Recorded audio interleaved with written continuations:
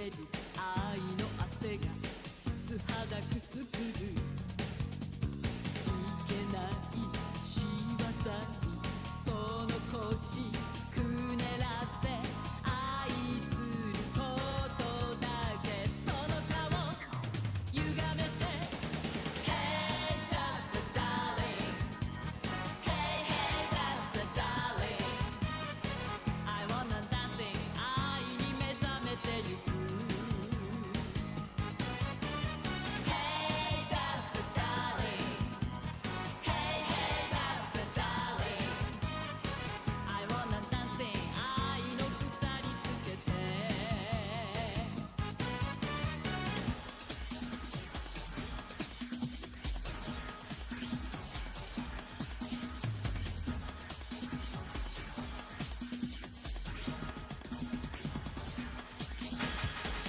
胸の谷間に揺れるドクタク、激しい愛の声に神の名を呼ぶ。のけぞる背中に爪痕残して輝く月ようにその声響かせ。 Hey just a baby Hey hey just a baby So you are dancing 愛をさらけ出して。 Hey just a darling Hey hey just a darling So you are dancing 愛の鎖といて。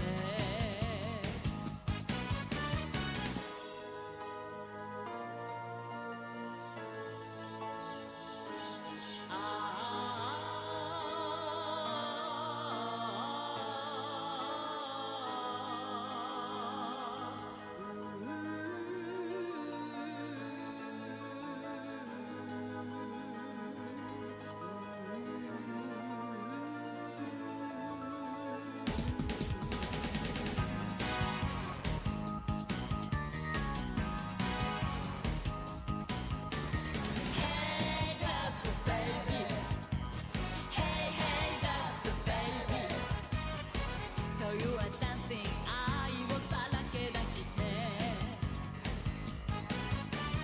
Hey just a darling Hey hey just a darling So you are dancing 愛の鎖といて。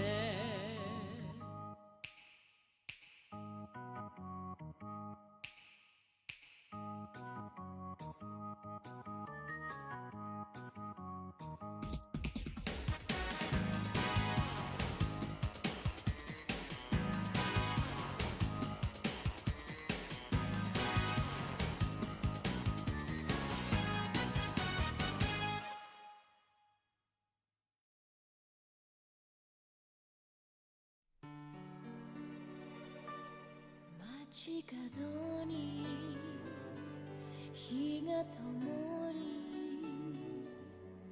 波止場に無敵が鳴く。バラ色の夢があった。 I lost fantasy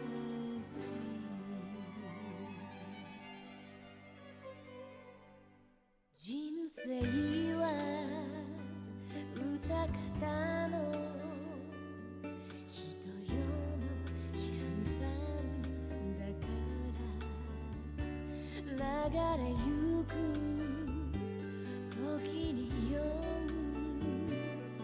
I get fantasy 花火のように輝くあれもこれも消え思い出を忘れて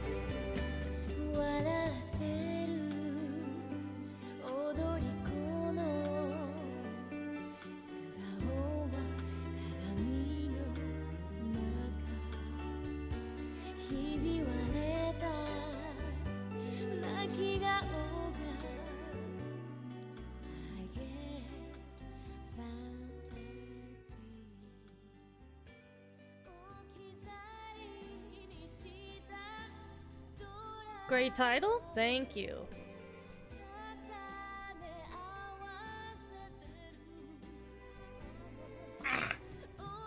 I transitioned by accident, trying to use studio mode. So no fancy intro today. I guess. Oh well.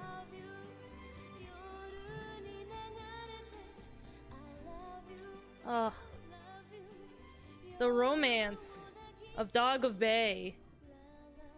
I couldn't focus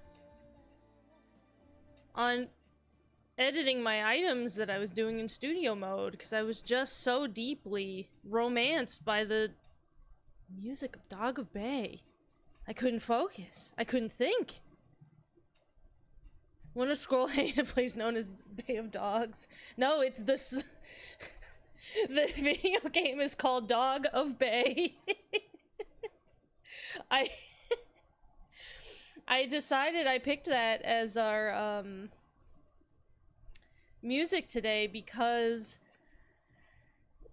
Dog of Bay is a PlayStation 2 rhythm game.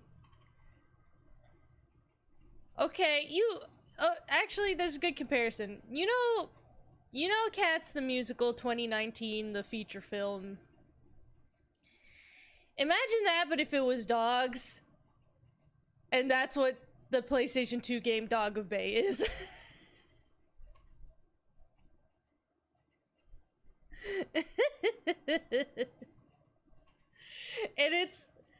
And so I was, yeah, so I chose that as this week's pre-stream music because Dog of Bay was a Japanese exclusive game and recently got a fan translation. Some beautiful, generous, talented people out there decided to fan translate Dog of Bay for all of us. That bad? Oh, here, let me, you know what, I'll pull up a video so y'all can see. Hold on. I'm gonna open Bing, everyone. Look out. Bing's coming in. God. Fucking using Bing. But it runs better than Chrome. Dog of Bay.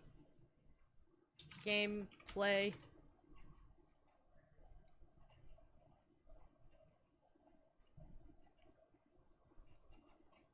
Let's see. Let me find a good clip from Dog of Bay to show you guys. Okay. Here you go.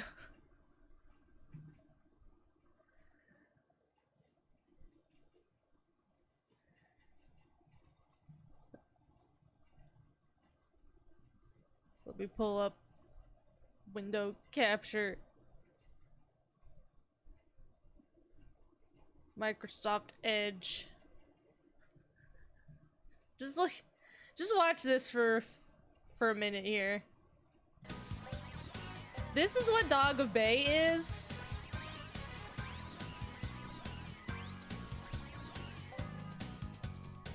It's like about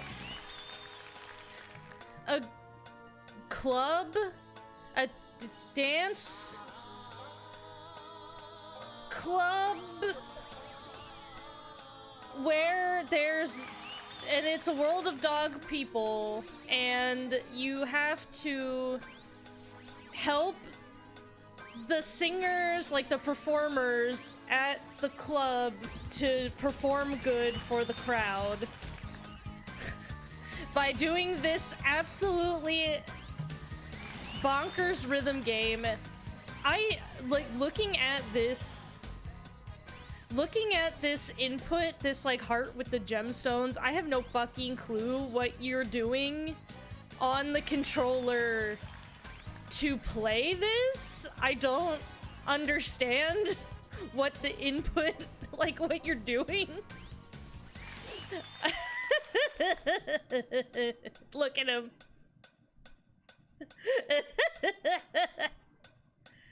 So yeah, that's what Dog of Bay is like. Let's see. Oh, this guy did really good though. すごいわかみゅ Okay, that's enough of that. No more Dog of Bay. No more. Oh, so yeah, that got an English fan translation very recently, and so to celebrate, I thought we should listen to some Dog of Bay.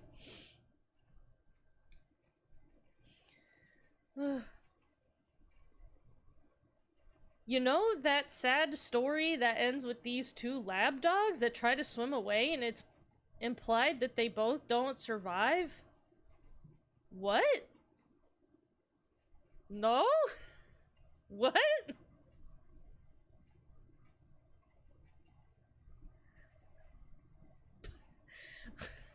But you wish it was that creature? Hey now. That dog person was dancing so beautifully, you just can't understand the artistry of Dog of Bay. Okay? You just don't understand.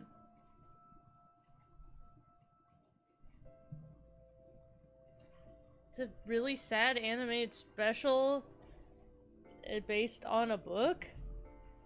What? I've never heard of this in my life. Kind of weird, sad animated things were your parents showing you when you were a child? Gracious.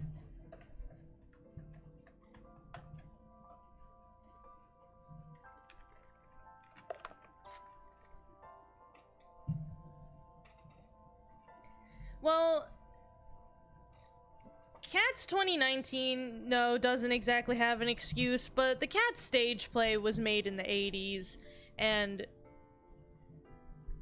Cats the Musical was made in the 80s in about 3 months, and Andrew Lloyd Webber and his friends were all on an undisclosed amount of drugs when they were doing it, so.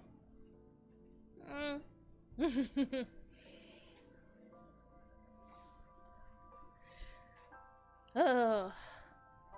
So yeah, go and download your favorite PlayStation 2 emulator and get that Dog of Bay fan translation. Though supposedly the video game is extraordinarily difficult and possibly not possible for humans to actually beat it, maybe. Not confirmed, but it seems possible that maybe no human on Earth has ever beat it. That one is completely okay. Oops. I think a lot of people would say that even the original stage play of Cats is not okay. I mean, you guys know I'm very pro Cats the Musical, but I'm sure it's difficult, not just mentally difficult. Well, I don't know. You look at what the weird note highway input thing on that screen was, and you tell me if that looked hard. Because I think regular rhythm games are hard, and I don't know what the fuck I was seeing. I couldn't... It's bad when you look at a game and you can't intuit with your human mind what in the world buttons are being pushed to do what actions. That's bad. Alright. Let's load our game up. I'm prepared. I've got a gigantic... As you can see, I got a big milk tea. I went to the tea store last week, and so I got a whole bunch of tea. I made a big old thing of Ceylon milk tea. And then I actually have a plate of cookies that I made. It's like a chocolate chip cookie dough, but I mixed in, it's dark chocolate chips, crushed up almonds and cashews, and some dried cranberries. So I'm fucking snacked and ready. I'm flipping ready. So let's... Oh. I tried to click on it. It's weird, this game, you have to set your input at the beginning on the launcher. And so if you select controller input, you can't, like, the game doesn't respond to clicking at all. It's very strange. Right, let's load.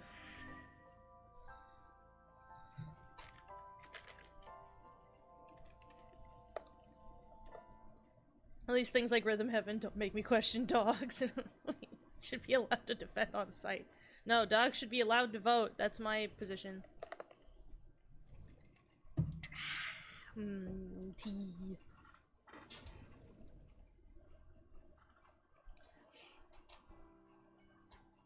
Ugh. Okay, we just got finished talking told me. I don't the log is probably ugh, the log gets cleared whenever you close the game. I would have liked to be able to review what we talked about with her, but oh well. Okay. So where we left off, we're in the second timeline. We did not cure Mizuki's aphonia. This lady did, because this lady is her elementary school teacher, and they're friends. They've been family friends because this lady is friends with Mizuki's dad, Renju, who did get in a car crash, and that was possibly a purposeful assassination attempt, and he did escape from the hospital, and we don't know where he is. And this lady is also Iris's mom, and Iris disappeared in the middle of her stream one night, and then we thought we saw her frozen, stabbed, dead body, but then we saw her and she was alive and fine, and so now we don't know what happened. And that's the story.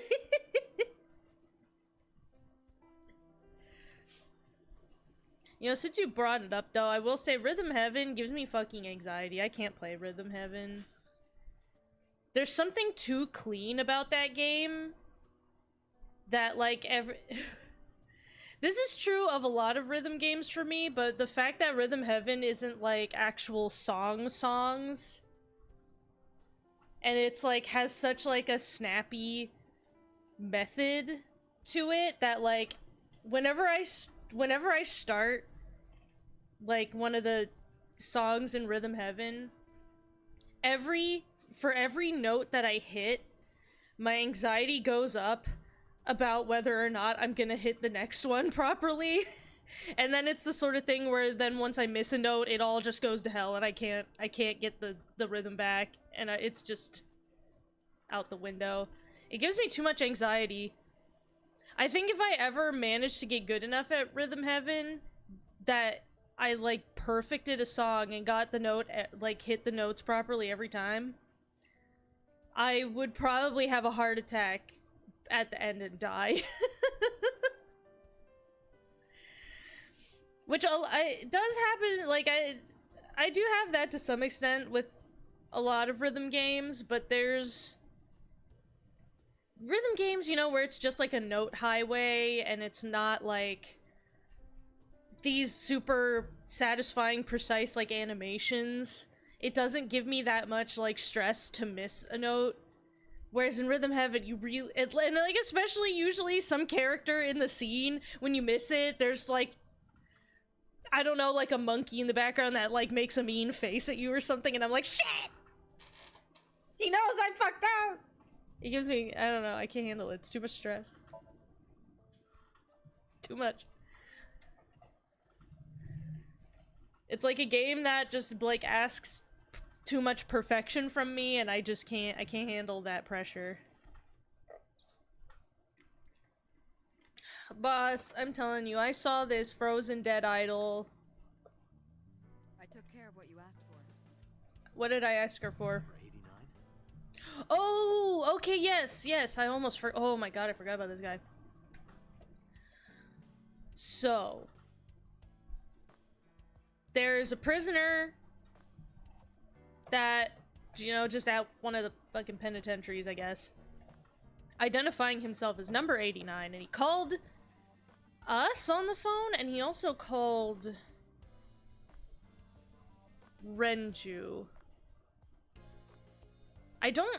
He called us in the last timeline. And I think this timeline he just called Renji. I don't remember. But he's like calling around from prison saying he knows something. And so I guess we picked him up. He's here. I like that more than the note road. Seems more interesting. It is more interesting, but that's why it's too much pressure. It's too much pressure that I feel like if I ruin it, it's like, it's too much. In the interrogation room. When the note highway is just like some dots on a black, you know, music staff or something that's coming towards you, I don't feel as much pressure to like do it perfect. But when like, you know, when like there's, I don't know, like a little guy that's in the corner with his little cartoon man face, and when I screw up hitting the rhythm, he's like, ah! At me. I can't handle it, I break down. I can't handle that kind of judgment from a cartoon. I'm on it. You'll go without me. Oh my god, we're gonna interview. So this is a completely new character. This is a... We did not see this guy in the last timeline. I'll have Pewter go to the interrogation with you. Why? I'm certain he has absolutely no interrogation skills. Why is he coming? Understood. No, I don't understand. He's the computer man. Why is he coming? If Pewter steps in an interrogation room, that it's gonna distract the whole thing because he looks like that! If you're being interrogated and that guy's over there, what do you... You're the one from my dream! I dreamed you! But from behind. So I guess Date might not recognize you because he didn't see your face in his dream. Why are you making that expression at me? Oh, my amnesia hurts. Did you feel that? Ouch. Owie, my amnesia. Also, I'm getting ready for... I know that Henry is going to arrive home at some point during this stream, and I'm just so ready for him to like come upstairs to tell me he's home, and it's going to jump scare me, and I'm gonna shit my pants. Especially because I have headphones on, so I can't hear if he comes in. So I'm a little concerned I'm gonna get caught shitting my pants on stream, because Henry's just going to come in normally and be like, I'm home. Okay. How many people are you killed? That's not even relevant. Well, why did you call okay, he called Sejuma's secretary. That's the relevant thing. I don't care about the rest of your history. It's not important to me. I called Sejuma's secretary. Why? I got him on the line. And you called me in a different timeline. Why?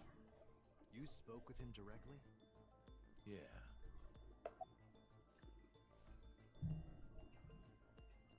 What'd you tell him? I didn't even ask him his name. I probably should have asked that first.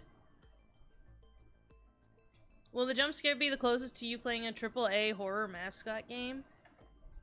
What the fuck is a AAA horror mascot game? I don't think that game exists. The fuck kind of game is that? And normally I won't play those games because I think they're not scary and are boring. More a joke game. So I was gonna say, like, all those mascot horror games are like super indie, like Unity asset store like, you know, type games. Which I think there's a lot of those games, especially like I see so many streamers playing those like mascot horror games, and I'm like, these games don't look like they're fun or interesting. They look boring. Maybe I'm just no fun. Maybe that's the problem. Oh, here. You know, I should probably turn the game volume up a little bit, because I know it is somewhat quiet.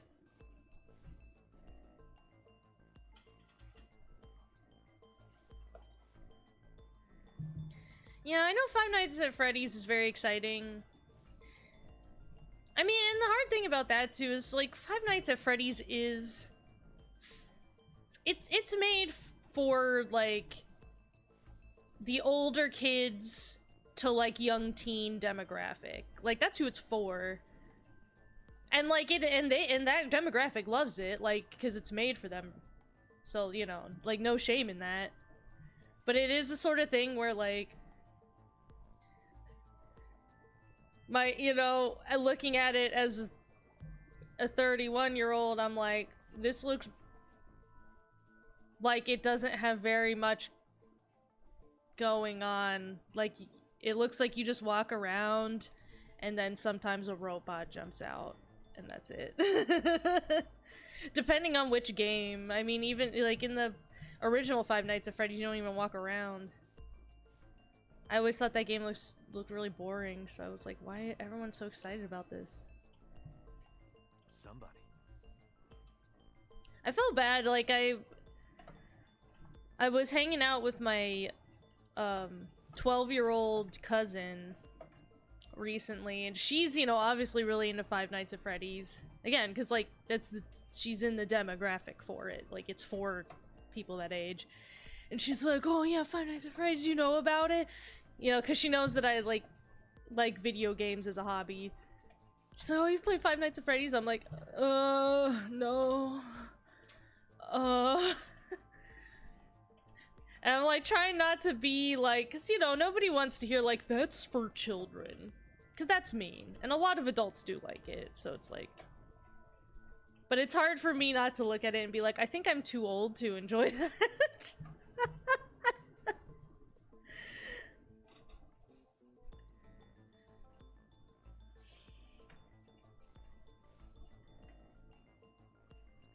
If I did, I'd be the scariest thing in the whole... Oh, if I streamed it. Yeah, I'd be scarier than any of the monsters.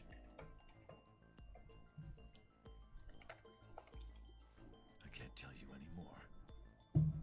Wait, did you even tell me anything? Hold on, I was too busy talking about Five Nights at Freddy's. I called his secretary, I told him something important. I told him to call somebody, and I can't... Okay. He told the secretary to call someone. Okay.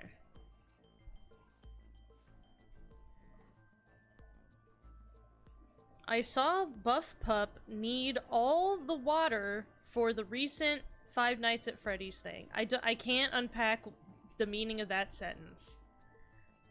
Buff Pup need all the water. What? What does that mean? What's Buff Pup? Why did they need water? She was thirsting? What?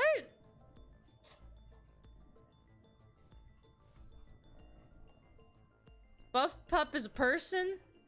Oh, okay. I see. That sentence was extremely confusing outside of context. I thought there was some kind of water stunt. No, I know people are horny for, like, there's the Rockstar themed Five Nights at Freddy's guys now, and I know people want to get their genitals all caught up in the cogs and gears of those guys, so. Which, like, no shame, I get it. I also want to deeply and lovingly kiss a monster. I understand. We should ask this guy what his name is. We didn't even start. You probably have a name. It's certainly registered I don't know, when you I were forgot. arrested. Did you forget 6 years ago? Djibouti.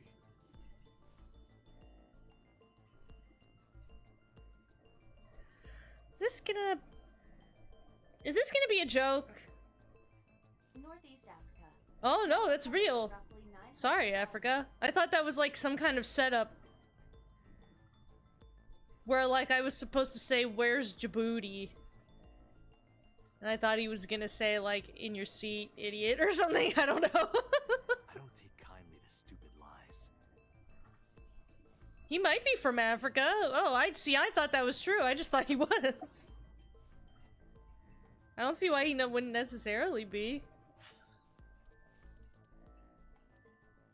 I guess it is a really small place. I don't know. It's not like I'm counting. Okay. So what does you have to do with any of these murders, bub? Let's get back to the topic at hand. Made a joke about Yakuza's idol problem, that's true. 2 days ago, you called our investigation office. Uh-huh. Okay, so he did call us in this timeline, too. You said you know who killed Shoko Nadami. That's right. Who? Hey, don't be so hasty.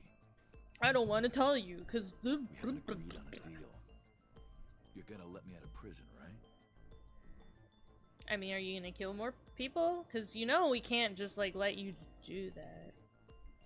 Yes, I promise. I don't think you can promise that, Date, actually. I don't think you can just say that. I don't think that's your decision. You're lying. Yeah, like, this guy would know that this rando cop can't just, like, agree to that. You don't want to release me.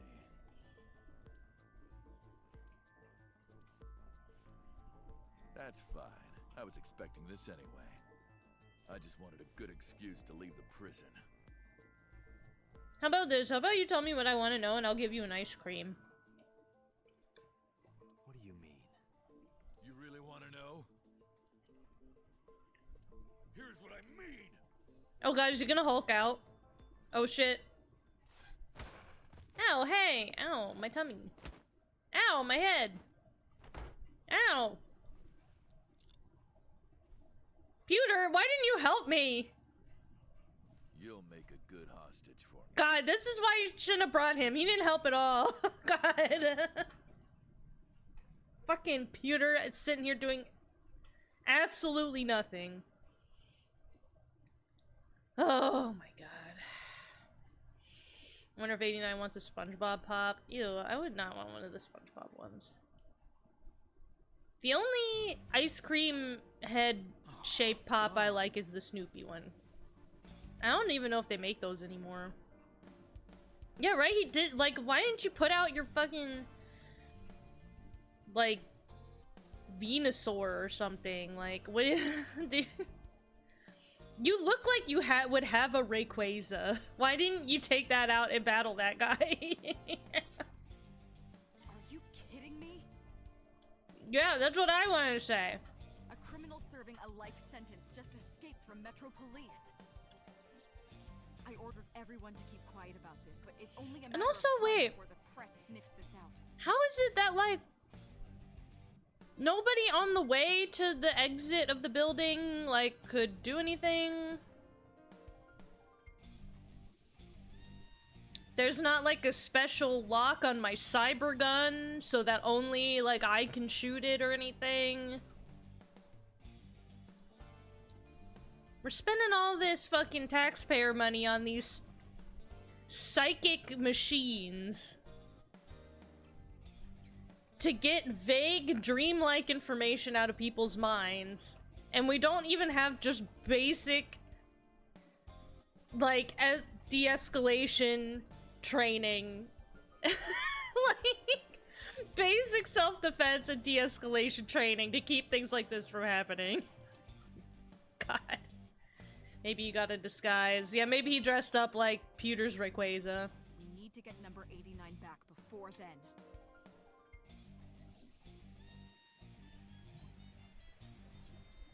Wait, before when? No, before it, like, gets out. Well, you know, I mean, the press maybe deserves to know about our incompetence. Hey! Why didn't you do anything?! He punched out an officer and stole his clothes. Oh, you're right about the disguise. He put on the uniform and brought me with him at gunpoint. Hold on. Hold on. Hold on. You're saying that this man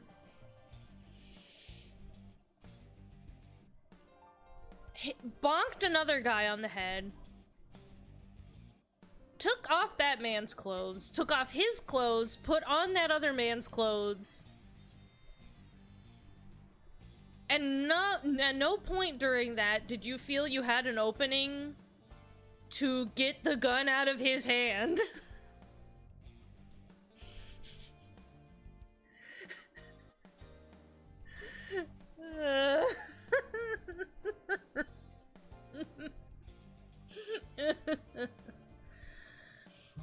I mean, yeah, there's like a big gun control in Japan for sure. But still, we're like a big super cyber cop division. If there's two men in a room, they should be able to stop one other man from leaving that room.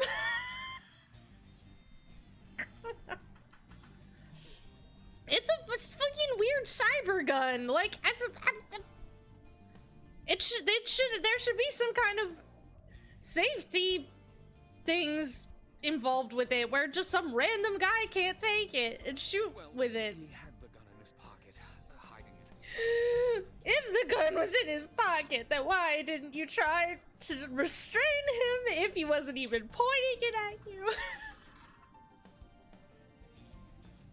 Pewter, you really fucked this up. Oh, God. If I were him, I wouldn't admit to any of this. I would have made up, like, oh my God, you wouldn't believe he had the gun against my back the entire time, and I couldn't do a thing about it. Like, No one on the floor even knew this was happening. He got on the elevator and made it to the ground floor.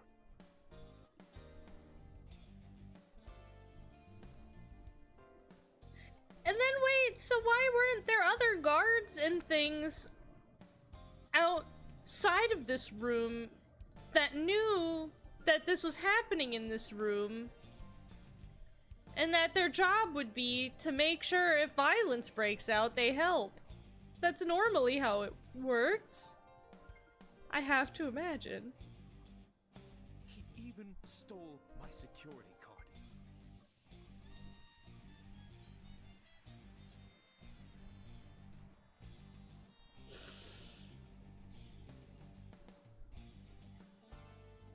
Pewter, how do you even take your security card? Pewter.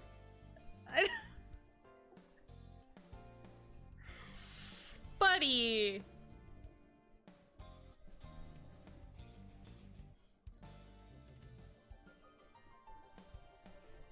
Guns are really heavy. Even if Peter got the gun, doesn't mean he know how to shoot. But that's what I'm saying is, you don't even have to shoot this prisoner. If you just got the gun away from him, then he can't shoot you anymore. And then, as he's running through the building, you can point to the other cops in the building and say, "Stop that man, he's a prisoner."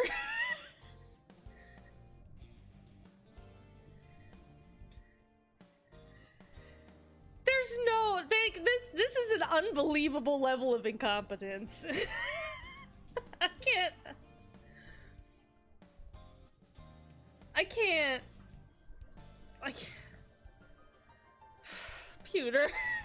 Pewter, this is embarrassing for... He'd kill me if I tried anything. Like, the second he kicked the table, Pewter should have been, like, trying to grab him so that that didn't even have time to get the gun out of my pocket, you know? Oh, man. Oh, Pewter. I suppose the whole escape took him about 5 minutes. Took him 5 minutes to run out of this building. That's how shit this whole organization is. But that's the thing! That's what I'm saying, is if this man is a weakling coward who can't do what has to be done to stop a criminal from escaping, then he should not have been assigned to help me interview a violent criminal. Like, this is what I'm talking about, is like, it's a level of incompetence. Cause it's not only Pewter. How many, like, fucking other cops' offices did we like run past while he was escaping? Nobody in the hallway saw this guy in a prisoner's uniform and was like, maybe I should stop him. Since we are a law enforcement division and everything. Nobody. Yeah.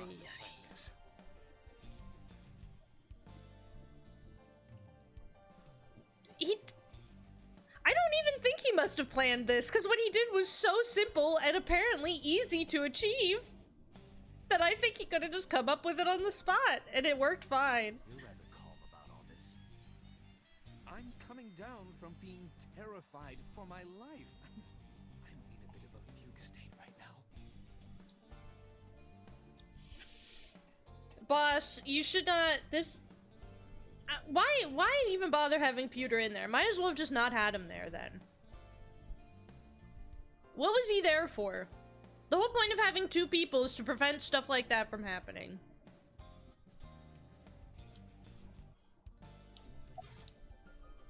Oh my god. Where's my gun? Did he take it? Number 89 still has it. That's not what my gun looks like. My gun's like a cyber gun. But don't worry. I have a spare. I'll give it to you later. Thanks. What's with this little baby pistola? My gun's like a cyber gun. Although I think the gun does like transform a little bit. Maybe that's its starting point, and you don't normally see it like that. How would I know?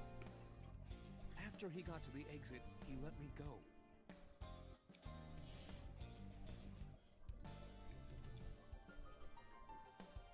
This man. Go back to playing on the computer. Go back to your Pokemon battles. Never ever assist me in field work again. I didn't see where he went.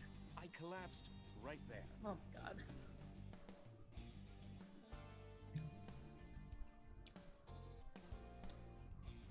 This is so stupid and incompetent. I almost wonder if Pewter was in on it. Just cause like I don't want to believe that someone could be so incompetent. Apologize! This is your fault! It's my fault he got away. Oh. No, wait a minute. That's not what I wanted. I was gonna say it's the boss's fault for sending stupid Pewter into this. This is her fault. I'm sorry. Well, it's very humble of you, Date. Don't waste time apologizing. You don't get to get mad at me! I'm about to fucking... I've had it up to here. This could not possibly be my fault. I got caught in a combo. Okay?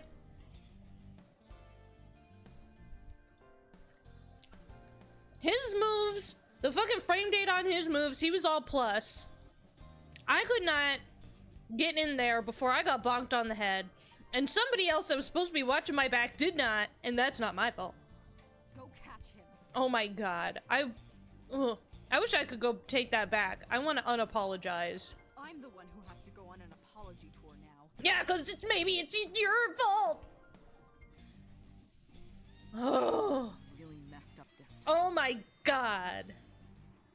Boss, I thought you were cool.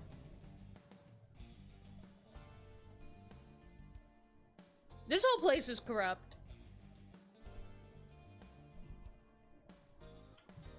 Fucking A-cab to the end, baby.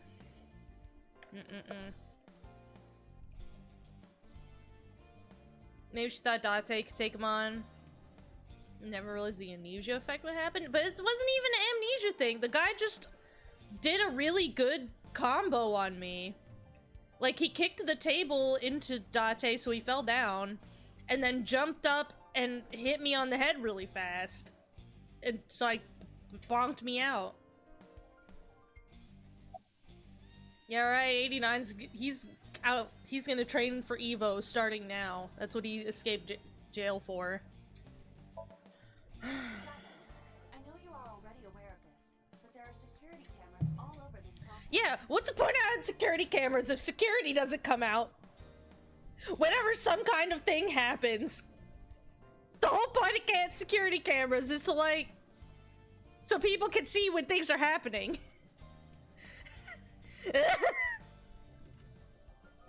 This has made me crazy. I've started this stream insane. Oh god, I unplugged my controller. Maybe it's because I drank too much milk tea, but this is making me insane.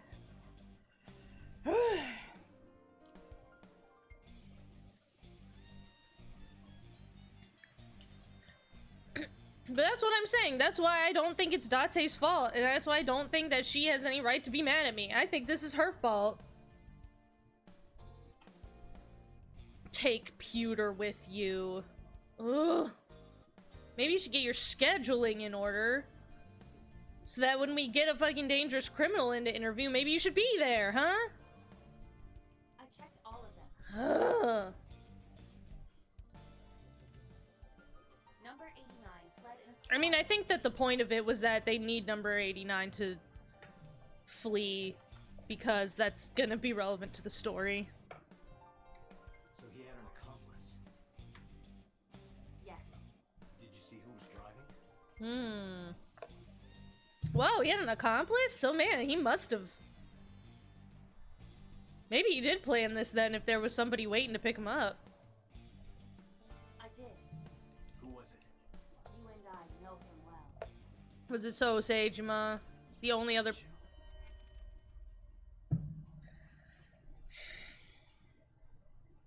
Okay, well now, hold on. Now my question is... Were we monitoring all of this man's phone calls?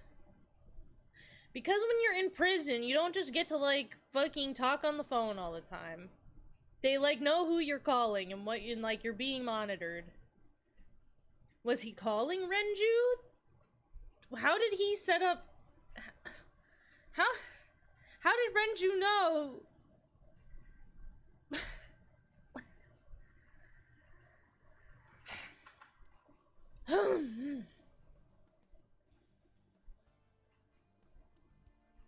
Renju? Why? I mean, I guess all his broken bones healed enough that he can drive. I guess that's good.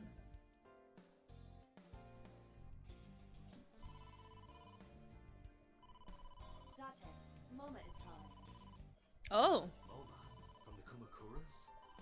he had my phone number? I'll connect him. Hey, bud. What's up? Glad to hear your favorite idol's still alive. Yeah, apparently so. How did you hear this? Where?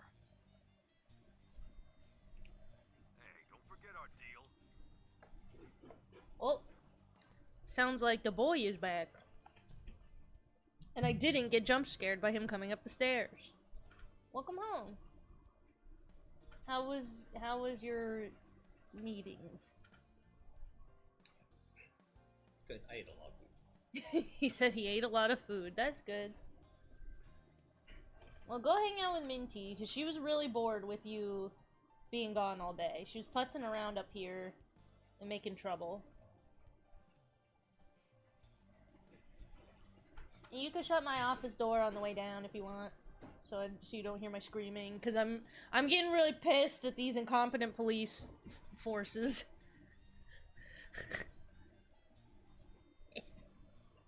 No jump scare. I managed to notice the sound of him coming up the stairs, so I didn't get frightened.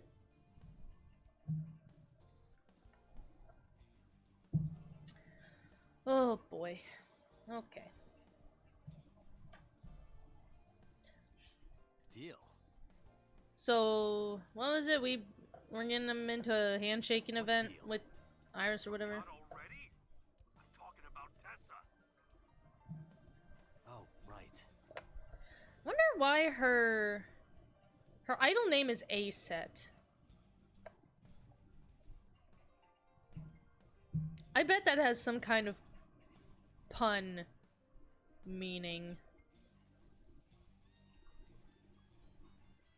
I'll be waiting. You know what to do. What should we do? A-Set.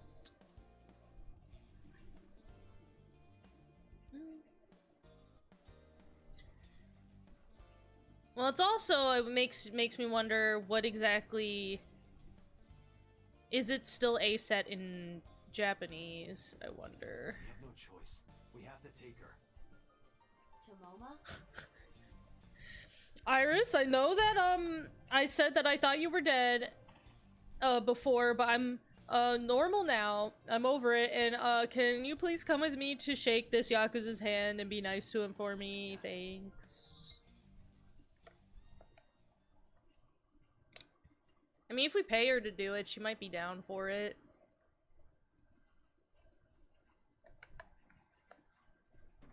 I mean, as long as, you know, she gets paid for it like she would a regular idol meeting thing. Late.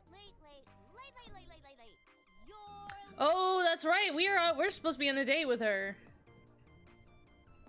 Well, I'm late because I did get knocked unconscious again. As seems to happen to me a lot. I'm going home. never. I hope that I got like checked to make sure I didn't have a concussion. Have you forgotten the vows you exchanged? I think I do have a concussion now that you said that. Drunk? No, of course not. You're drunk. I kid. I'm kidding. I can't believe I'm gonna shovel forge with you. I'm getting excited. Oh, I don't have that. I don't have it in me to handle this energy right now after my extreme disappointment. We are not shovel forging. Yeah, I'll take you on a date to meet my cool friend. He's in the Yakuza, so don't do anything Talking about the that he won't like. shovel forge and a date are synonymous, apparently. Ah, that's Gen Z for you right there. Right? That's what they do now, they just date in Minecraft.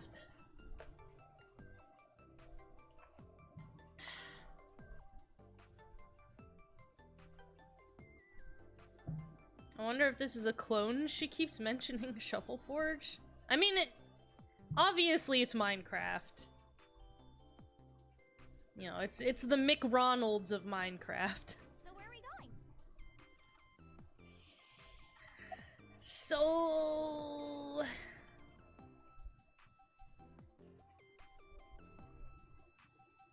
So we're gonna go to a really nice place.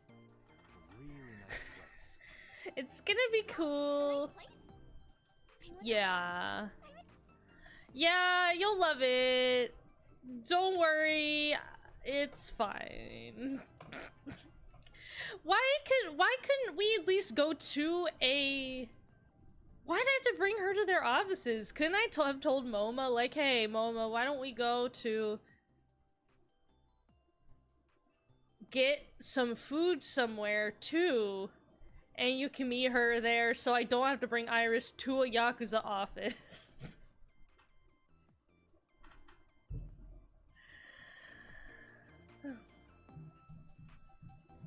I mean, the whole joke, like, date joke thing was going back and forth with forcing me to play Minecraft with her or going on a date. Like, that was the sort of mix-up joke from the beginning of this. Like, the one night we, you know, ended up promising her that we'd go on a date with her.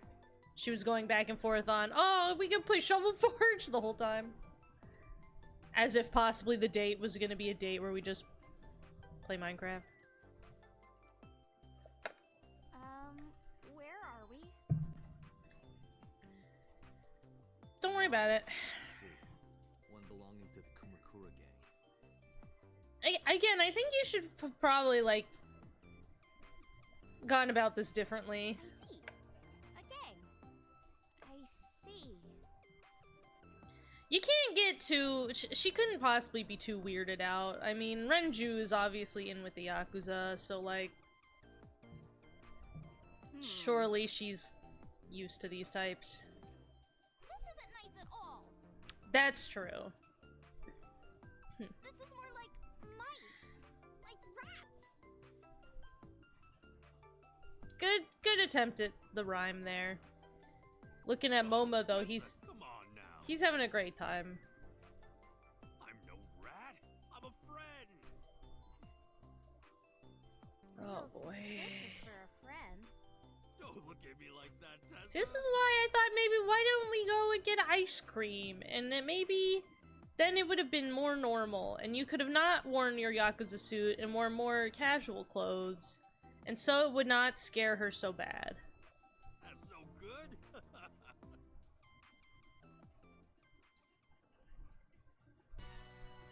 Moma, I held up my end of the deal. You sure did. You wanna She's hear not about gonna be Renju? happy to hear that this was some kind of deal either. Hero?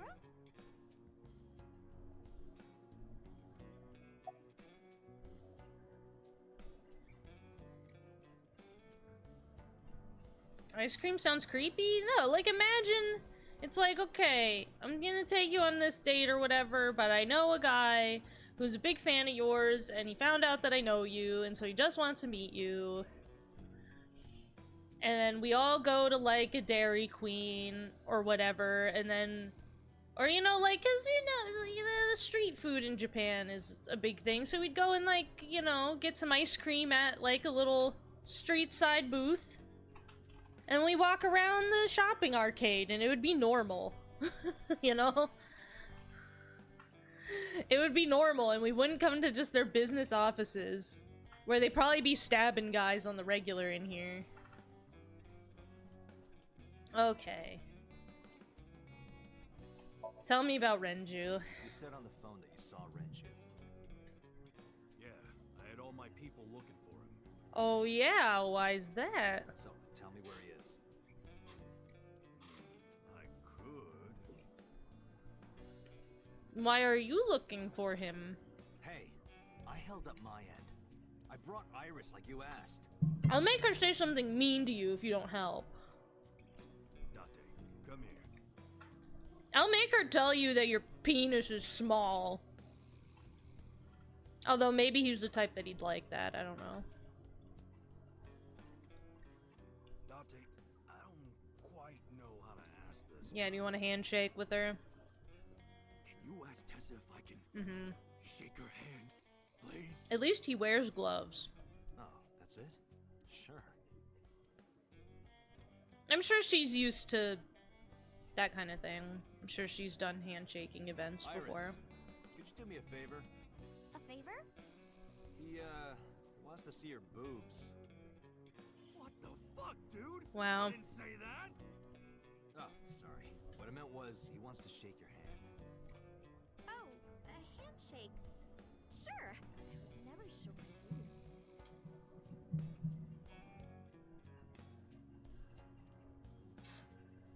Dante, this is the happiest day of my life. It feels good to be the boss. Well, I'm glad that it's gone well for you. All right, here it goes. Renju was seen in two places. First, Sunfish Pocket, the maid cafe. Okay. Second, Ikume Shrine. Okay. Sunfish Pocket and Akume Shrine. Got it, thanks. No problem, bro, really. Wonder if Ota knows Moma because they're both Irish fans. Maybe they argue with each other on Twitter and they don't even know it. I imagine Where Are Your Goons is I asked them to leave so they didn't know that I like an internet idol. Looking for Renju.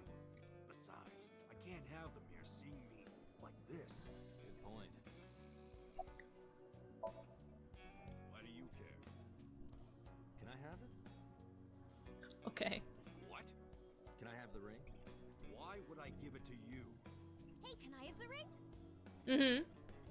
Absolutely, of course you can. Here, take it. Wait, no. I can't give you this. Mm-hmm. So cheap. Ooh. Come on, it's not like you're losing it. It's exactly like I'm losing it. I think I'm losing it. Aww. You guys are a good team. Like siblings. Oh, that's gonna mean something weird later, isn't it?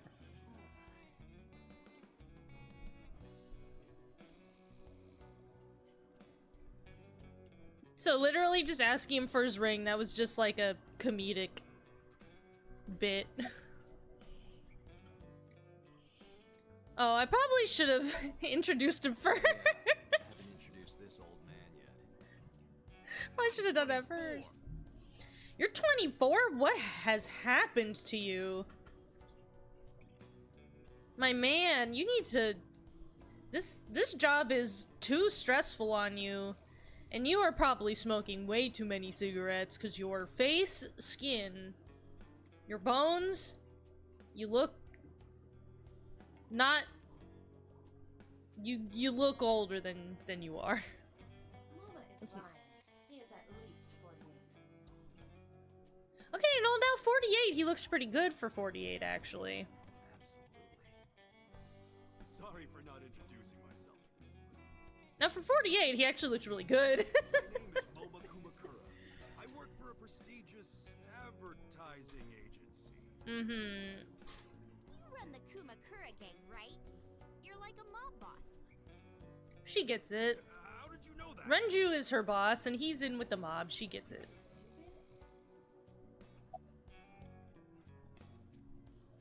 Can I continue this introducing Moma may not him? like it, but he's a huge ASET fan.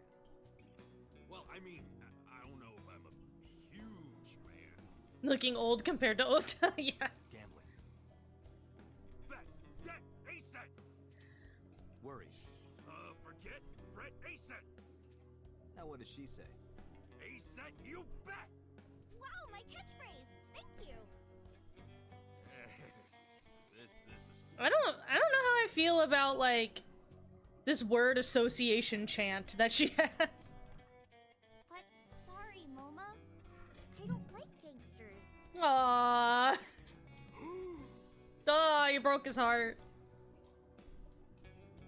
I don't like gangsters either.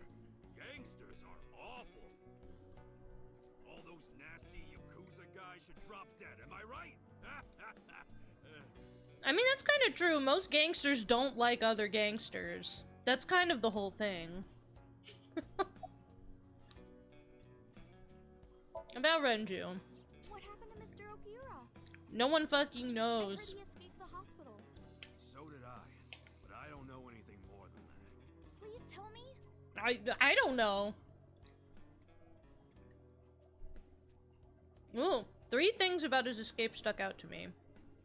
I laid out the facts.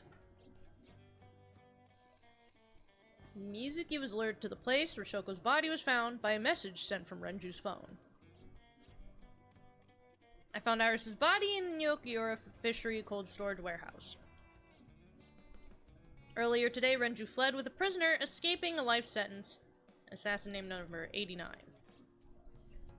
Hold up. What were you saying about Tessa's dead body? Yeah, hold on. I don't. Wait, did we just say all that out loud to both of these two? Because this is a not. Yeah. Oh, well. Oh boy. Date saw a parallel world with my dead body in it. I like that that's said like a joke, but that's actually probably what happened. A parallel world? Never heard of it? Oh, yeah. Of course I have. What, bitch? You don't watch movies or nothing? Yeah, right. Parallel worlds and all that shit. Yeah. I don't understand it, but I suppose he does. Good, because I don't feel like explaining it. But why would Mr. Okiura do that? Girl, that's what we're all trying to figure out. He could be a hostage or an accomplice. I think that it is highly unlikely that he's a hostage, because he came to pick that man up on purpose. So I don't think that's the case. Either way, I need to find him. Sorry for bringing me here. It's okay. You don't have to be scared, Tessa. We're not thugs. We're just a gang. We just do white-collar crime. About as contradictory as meatless beef. The old boss was really violent. He would take a cheese grater to someone's leg if they looked at him funny. But after I took over, we went crystal clean. Well, Crystal. Methamphetamines. yeah. No, we don't do drugs. No, you sell them. We don't deal with that stuff. We had to restructure the whole operation. Cut a lot of people off. I was always under the impression that, like, a lot of what organized crime really does is just, like, real estate extortion stuff. Like, that's sort of just really lame, unnecessarily mean shit like that. Their throats. No, not like that. And like debt, like loan shark type things too. Like, that stuff that's like not glamorous in any way, and it's not any fun, and it's probably a lot of paperwork. And it's just like really mean and preying on already vulnerable people. It's like, man, at least like fight with other rich people, you know? Anyway, Moma, take care of Iris for me. Mm-hmm. What? Wait! Yeah, just leave her. Yeah, just dumping you. You'll be safe with him. Date's over, bye. I don't think that's true, but... Are you serious? Look at his face! Not to mention he runs a crime syndicate. yeah. Alright, Pewter looks like Bitter. he would be an ace attorney. Tessa, I would never do that. I told you, we're clean now. He's like, I'm the highest bidder, so... We all go home on time. We follow government regulations. See ya. Wait! What about Shovel Forge?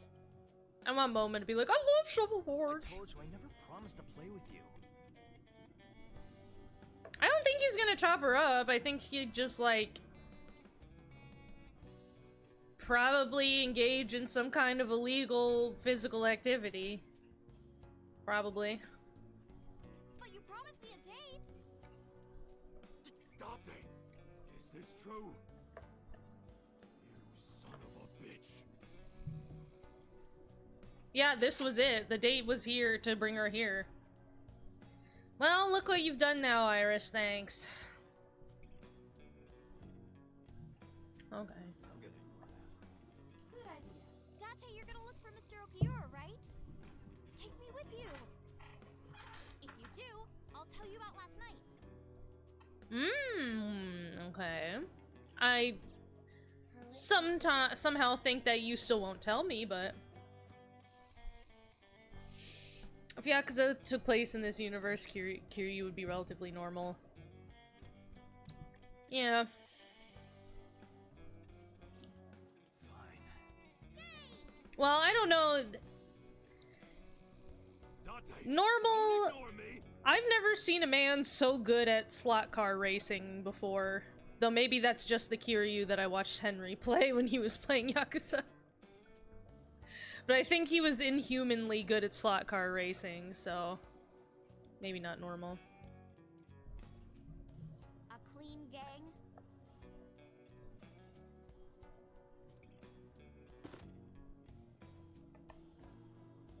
Oh, that's Oh, I see what you did there, bat anyone's eye. I understand. Oh yeah, I bet. Let's leave them alone for a while. We have 2 places to check. Sunfish Pocket. Are we really leaving her here? Cause we should not do that. I want to go to the warehouse too. I want to go see where my dead body was. Dead body. Maybe I'll get to see my own dead body. No, I'm just curious. No, she just fucking loves it. She just wants to see some fucked up stuff. She's a freak. Can we eat somewhere? Oh, I thought that sound meant she had to shit for a sec. Thought she was like, I have to go to the bathroom. No, she's hungry.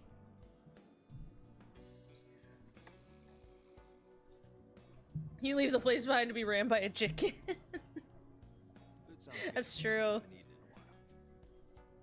Yeah, why didn't... My chest hurts. Getting hard to breathe. Uh-huh, you're just having a heart attack right now?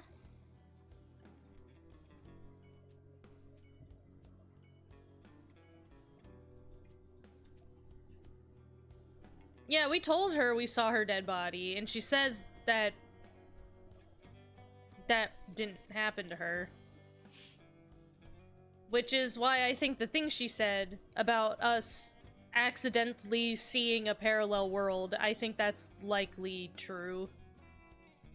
I think that a lot, because I am familiar with the style of this director's games, I think it's highly likely that all of these things that are Date's intuition or visions, I think even probably visions like that we're getting from people, like the little weird images we're getting after people's like dream somnium things when we solve them, you know, seeing her body, all that stuff is like echoes from the other timelines that we're gonna play through that Date is picking up on.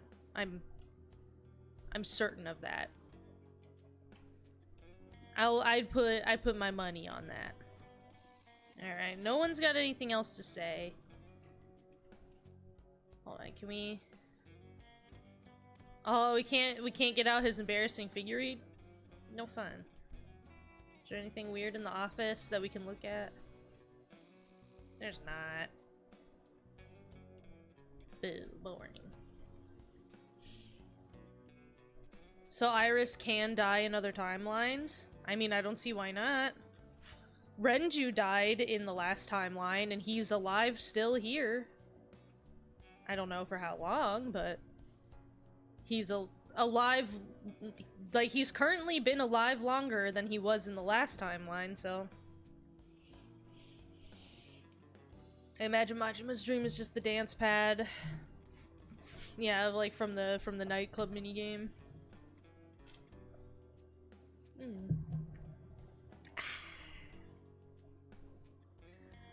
Alright, let's go back to Sunfish Pocket and get some omu rice.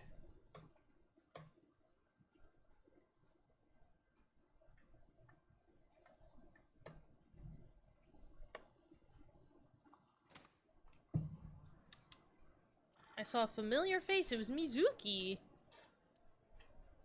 Mizuki is here. Wow. Like she's also got a trident. What trident level is that one? What's going on here? What's going on? Why are you two together?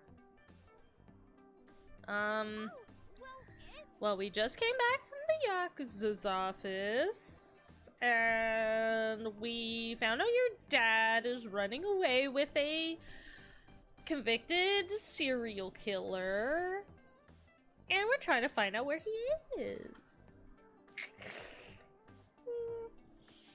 forget it.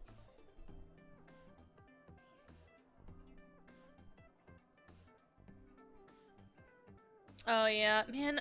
I'll be honest. I've thought before. I've been like, should I try to play Yakuza 1 like the original Yakuza 1 with the English voice acting? Because I'm extraordinarily curious about that. Like, not only just about like the quality of the voice acting itself, but about like how they decide to localize things and how I'm extremely curious about that. Thanks for letting me stay last The only thing is the Yakuza games are just so long because there's so much stuff to do in them, and so I look at them and I'm like, I don't have time to play all that. No trouble at all. I don't have You time. can even live with me if you want. Come and live in my house. That's a great idea. Honestly, it'd probably be a better idea than living at fucking Date's house. The roommate There's- I have right now really There's like a responsible parent at Iris's house. Well, I say that, but her Iris's mom did knowingly date a criminal for a very long time, and then did get shot as a result of hanging out with that criminal, so maybe not. Maybe not. Says the squirrel playing a game with a trillion timelines. Hey, this game is on how long to beat? Said it was like 40 hours. And that 40 hours is only based on how long it takes me to read. Whereas the Yakuza games have like 100 hours. Each mini game, I think, in the Yakuza series has 100 hours of content in them individually. And then you also have to, like, you know, be good at, like, fighting the guys so you can beat the game by beating up the guys good. Was Renju here? I've heard that Renju was sighted here. When do you mean? When? I got the info a few minutes ago, but I don't know when he was seen. Oh. Yeah, why didn't we ask that? Well, he hasn't come by today, but yesterday.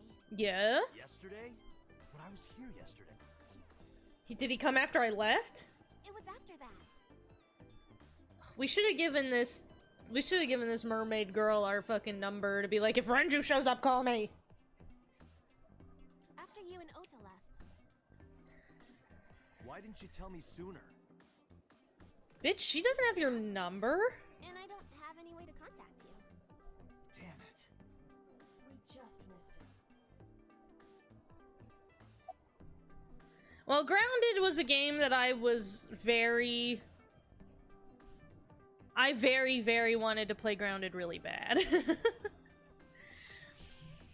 Whereas the Yakuza games are a little just like, you know, not that I don't want to play them, but if, you know, when I have just like my game backlog in my mind, they're not in like the top 3. Actually, I did, you know, what really threw my game backlog out of whack is, my friend whose cat I was watching 2 weeks ago, who I mentioned, you know, he went to Gen Con, so I was watching his cat, and he came back as a present for us for watching his cat for him. He bought me a copy of Tears of the Kingdom, so now I gotta throw that in the mix too, and I'm like, shit, man, fuck.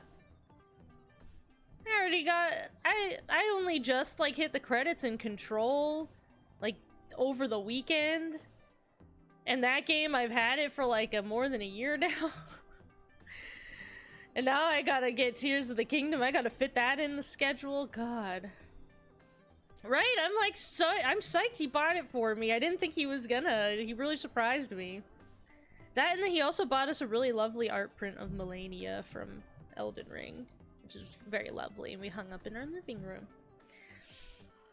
But yeah, it was super nice of him, but now I'm like, shit, I'm gonna be playing that game for like 100 hours. Fuck! Shit! Ass! I don't have time. I play games so slowly, and I have so little time in the day for leisure activities. Control delete that game and get some tears. Hey, you know, if you want me to play a bunch of Tears of the Kingdom, exclamation point, donate in chat. You can send me $1,000 so I can pay for my rent this month, and then I could just play Tears of the Kingdom all month instead of doing work. How about that? 'Cause that's what I'd love to do that. All right, what was Renju doing here? Was he looking for Iris. Was he bleeding all over and were all his bones broken? He was asking everyone where she was.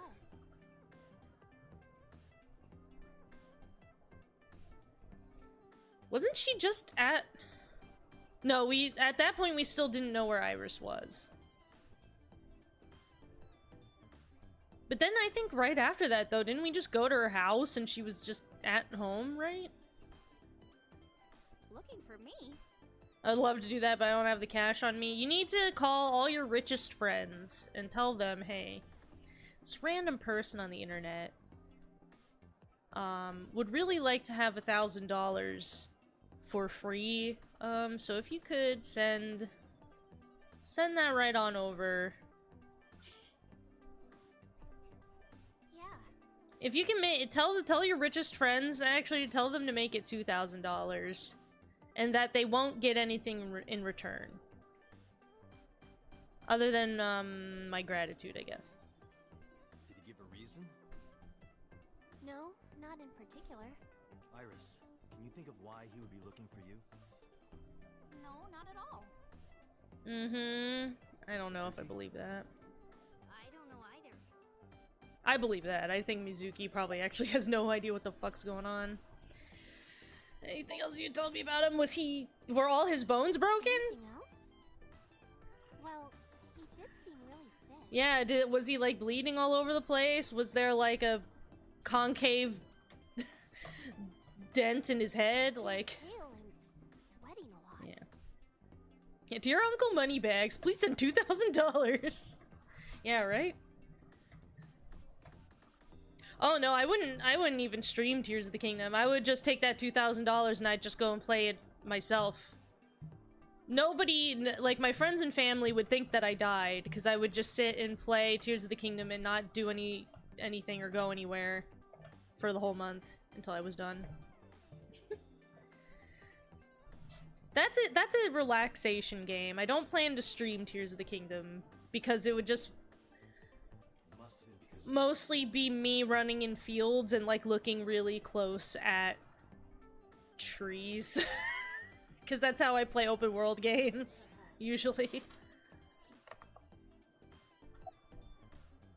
If I streamed Tears of the Kingdom, it would take me 1,000,000 years to actually finish it. Because it's gonna take me 500,000 years to do it on my own time, you know, so... What about your relationship with Mizuki? Mizuki comes here a lot. Yeah, that makes sense. She's really friendly with everyone. I like it here. Everyone treats me nice. That's fair, and I imagine you probably just get free food since No, it's you're the not. owner's daughter. We're BFFs. She wields extraordinary power with that trident. The Okiura family is really something else. We can X-ray her again if we want. Alright, what do you like in men, ma'am? Well, a triple wart sea devil or an Anacanthus barbatus. Well, I love that answer. That kicks ass, and then I'm going to request her every time. Please say big, weird, nautical things to me. Okay, let's... Do you have anything to say? Balrenju. Mr. Okiura Yeah, had I me was when just thinking, little. like, hers looks like it's... might be the platinum level one, but I don't remember if that's the highest level trident or not. Maybe I can ask her about it. He really supported her. Oh, He even changed my diaper when I was a little baby. I got hired by Lemniscape all because of him. Iris used to stream all her own content. Like singing and dancing and gaming and stuff. But before we knew it, she went viral. used to be indie, but then she signed on with a corpo. That's how she started getting offers, right? But because Iris's mom knows Renju, she decided to go with Lemniscape. You know, that's fair. If a trusted family friend has an entertainment corporation, it's probably better to work for them. Than that. There are other reasons. Daddy was totally taken in by her talent. I'm sure that's true. Dancing, really. Her dancing is what got her into Lemniscape. He knew ever since she was young that she would be talented. He didn't want any other agencies to have her. I didn't know It that. sounds like a lot of pressure. Well, it's probably good you didn't know that. Because that would have put a lot of pressure on your child mind. Embarrassing. End up with golden child syndrome.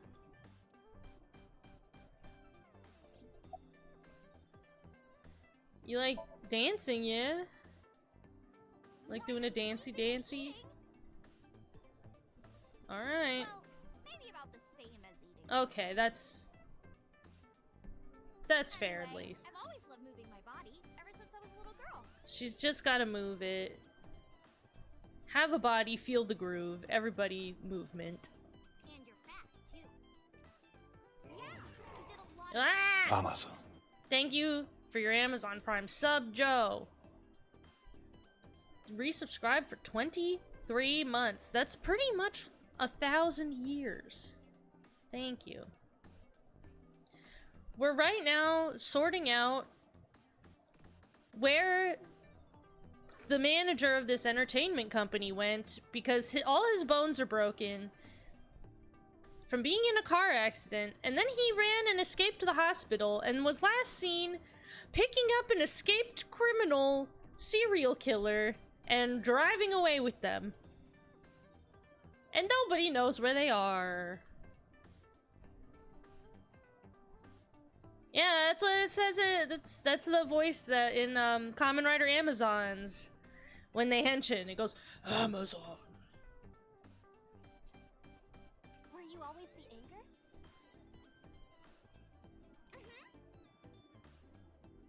That's amazing.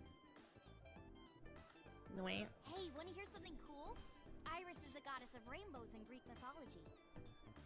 Is that true? She's the messenger of the gods. She's really fast. Well, Rainbows being so fast to disappear was the source of the legend. well. No, it was not from a Japanese Amazon commercial. It's from... well...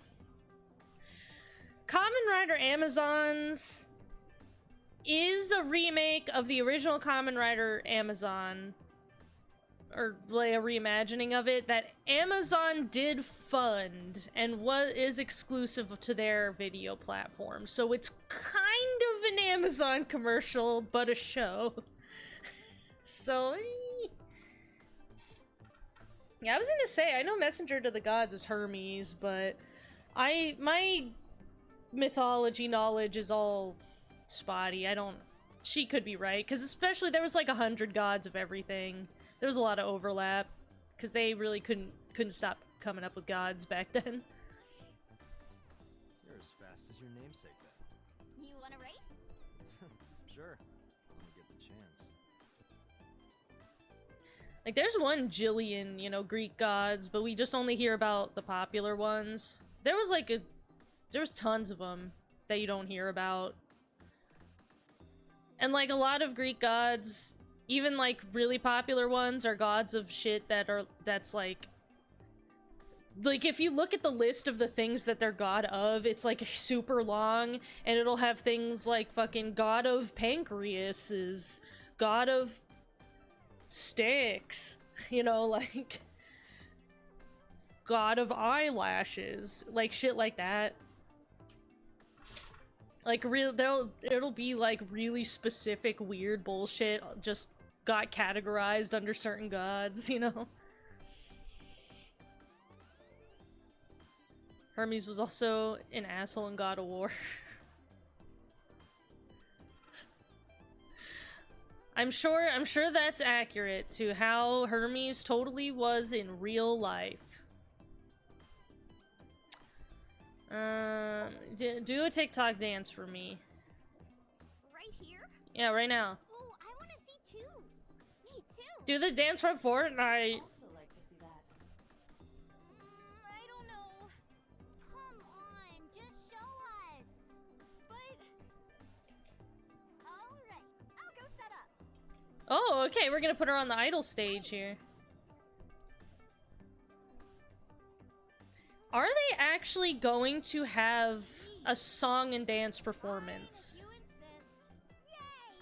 Iris, we're ready. Are they actually gonna have like a video? Oh my god. World, get ready. I wasn't sure My dance.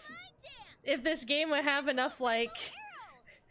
Hit it. Is it really gonna have a song and dance? Oh wow, this is...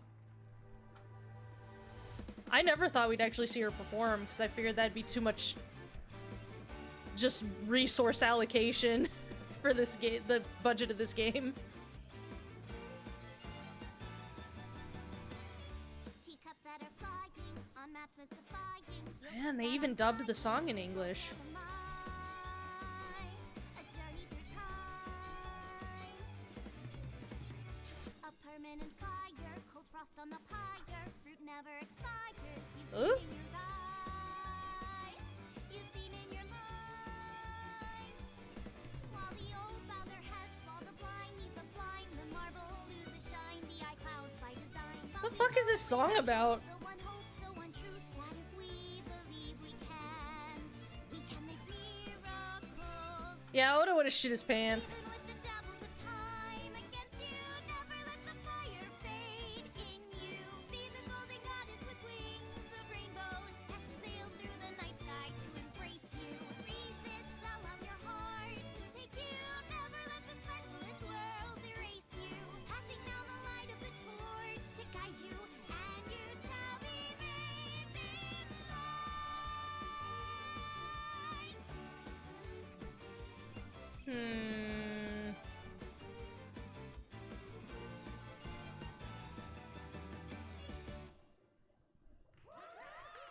Wow, wow, wow! Oh my god, my Oshi! I bet the lyrics of that song are gonna have some kind of significance. Mr. Okiura wrote the music, and I wrote the lyrics. Iris's voice is also Penny's from WarioWare Get It Together. Well, I've never played that game, but I bet she's probably does voices in a lot of video games, would be my guess. So it holds a special place in my heart. Wait, what did she say about Mr. Okiura wrote the music for that? I didn't even know he had any musical talent. That's right. I forgot he wrote music. Yeah, he's usually so busy doing crimes. Yeah, he's really talented. I look up to him. He's done so much for me. I know I can rely on him more than anyone else. Wow. Yeah, let's look up her voice actress. Have to be careful to not also see spoilers by accident. Iris, AI, the Somnium files. Voice actress.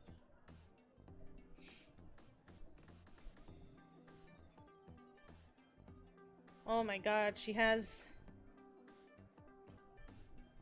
a name that I don't know how to pronounce because it's Spanish or something.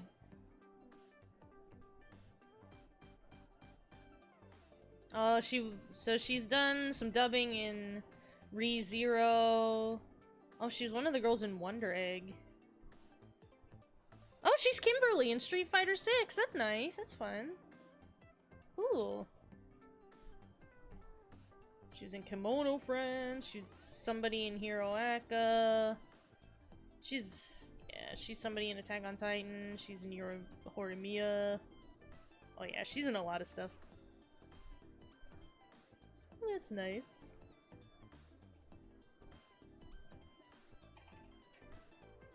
Well, she's somebody in Jujutsu Kaisen even. So this lady does a lot of work. Well, she did a good job. Dubbing, especially like transliterating like a Japanese song into English to be singable is A, extremely hard, and then B, usually kind of difficult to perform, because usually some words are getting smushed into some rhythms that are a little strange, but it's they did a good job. It sounded normal. Just because someone does crime doesn't mean they can't have a hobby. I suppose so. Do you know this mermaid? She's my friend from back when I worked here. We would hang out outside of work, too. We'd go to haunted places and UFO sightings and stuff. God, I love this girl! If I came to this cafe and this girl served me, I would also fall in love, and she would become my Oshi, because... God. I want to go to haunted places. Blow those boys away. Oh boy. Yeah, blow those boys. Wait, hold on. Mizuki, She's 12, give her a break. you really shouldn't say that. We'll explain it to you later. Silly.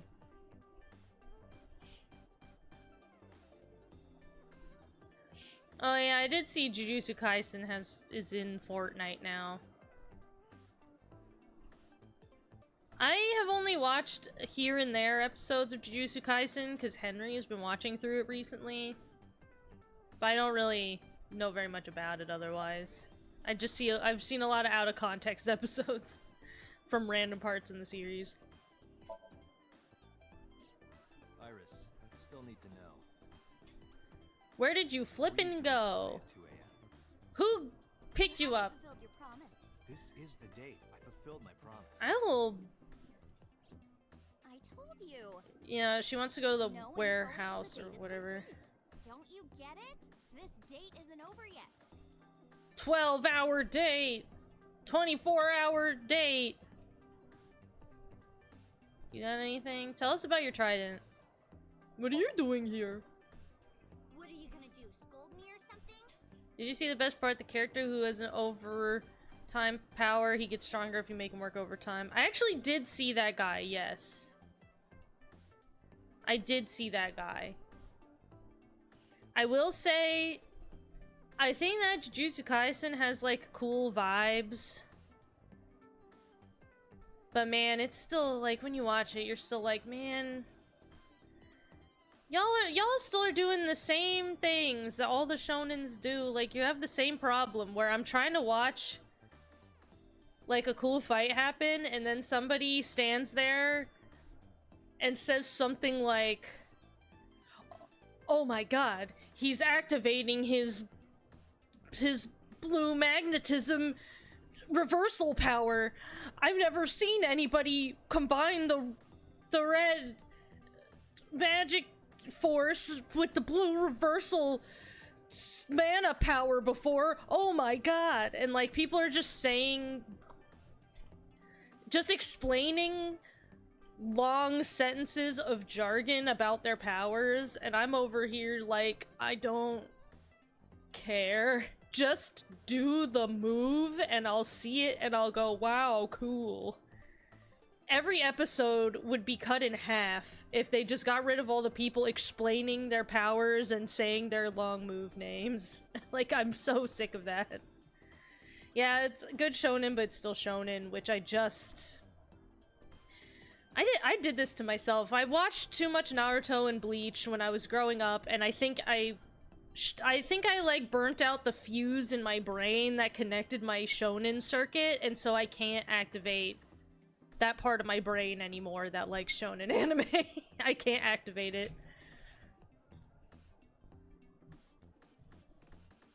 Why do you care what I do?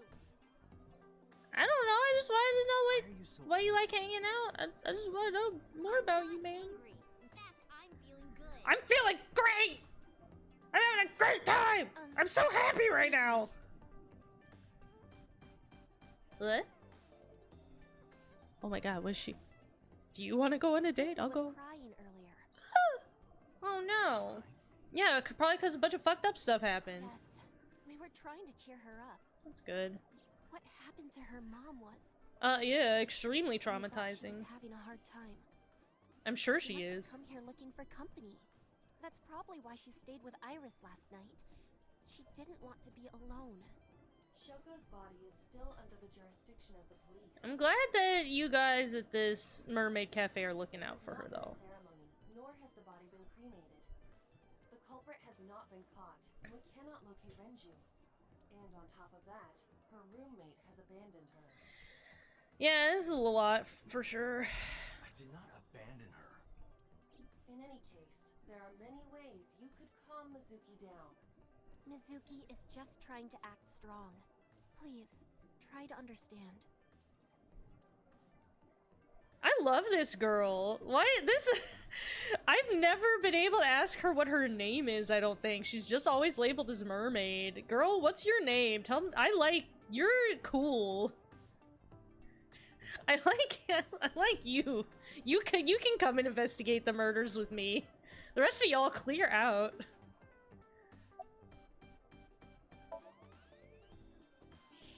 The police asked me a That is also a possibility if she has a body double of some kind. Or like someone recreated her body creepily for some reason. I'm gonna x-ray her last before we leave.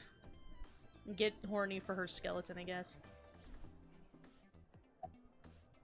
What about the warehouse? Why are you asking me about it? I don't fucking know about the warehouse. My dad doesn't even own it. That company was made by my grandpa, but Daddy has nothing to do with it. I don't know anything about the warehouse. Okay. Oh, we're gonna ask more. I thought I told you this already. Okay. Don't ask me the same questions over and over. Date, look. Eh? Yeah, her temperature's going up because she's pissed that you're annoying her. Possibly. She may just be excited or upset. Summarize for me. Unfortunately, we didn't find Renju here. But we discovered that he was looking for Iris. And we did see a musical performance. Why? We can think about that later. Let's get going. Yeah, you're right. Okay. Let's x-ray the mermaid and look at her bones again. Cool bones. Great. Ribs. Sexy spinal column you've got. Hot.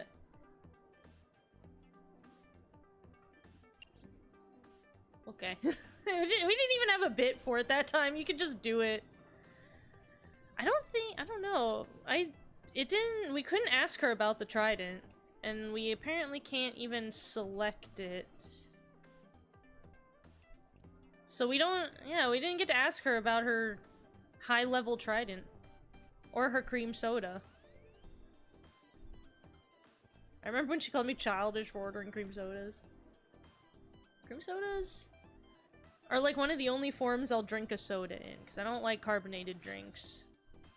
But I like that little scoop of ice cream on top. It's good. Alright, I guess we're going to the shrine next.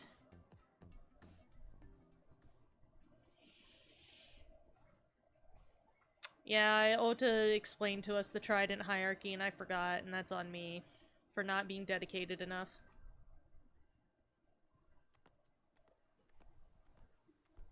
We stiffly walk into the shrine. Yeah, I'm wondering if hers is a better— oh god! Okay.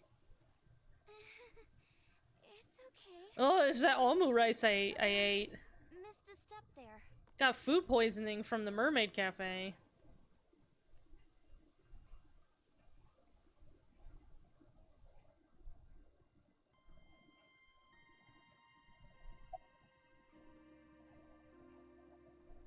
What are you looking at? Flower over there. Flower? You can't see it from here, can you? I know it's there because I've been to this shrine before.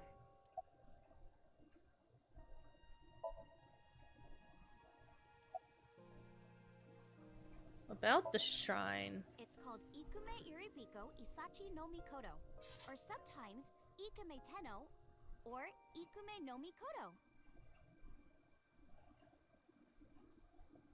Alright.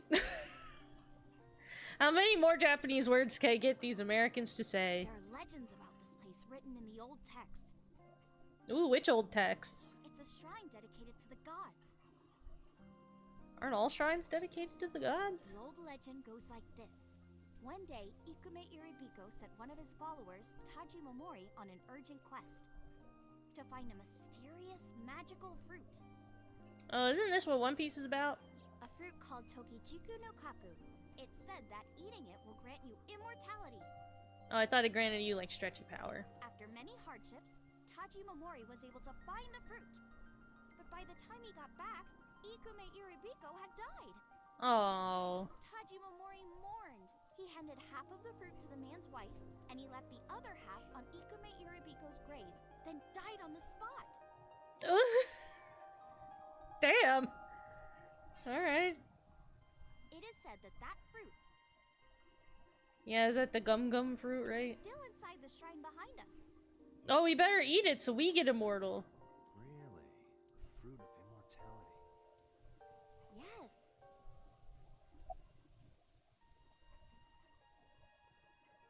Let's see.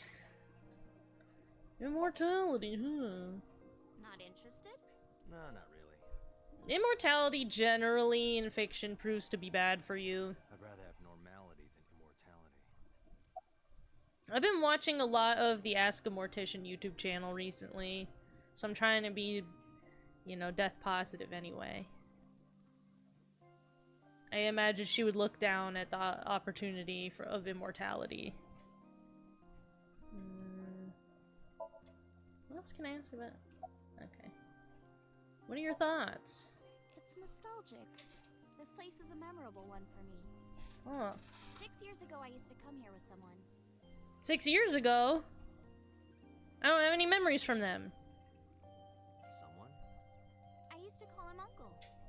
He was a thoughtful, reliable man. I thought of him as a father. Oh, that's probably the criminal that her mom was dating.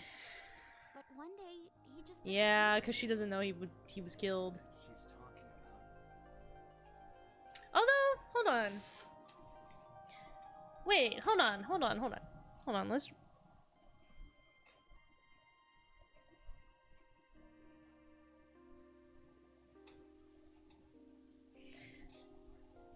I was trying to think because we saw her mom shot and laying on the ground.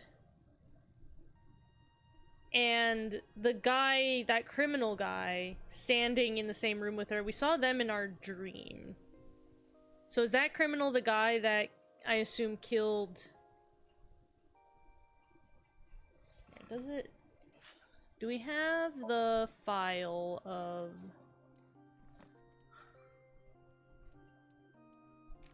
Oh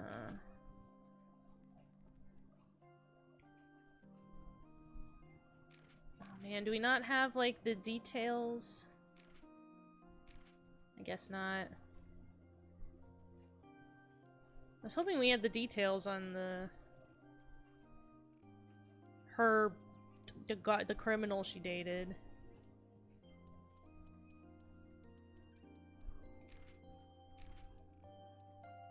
Yeah, I don't think...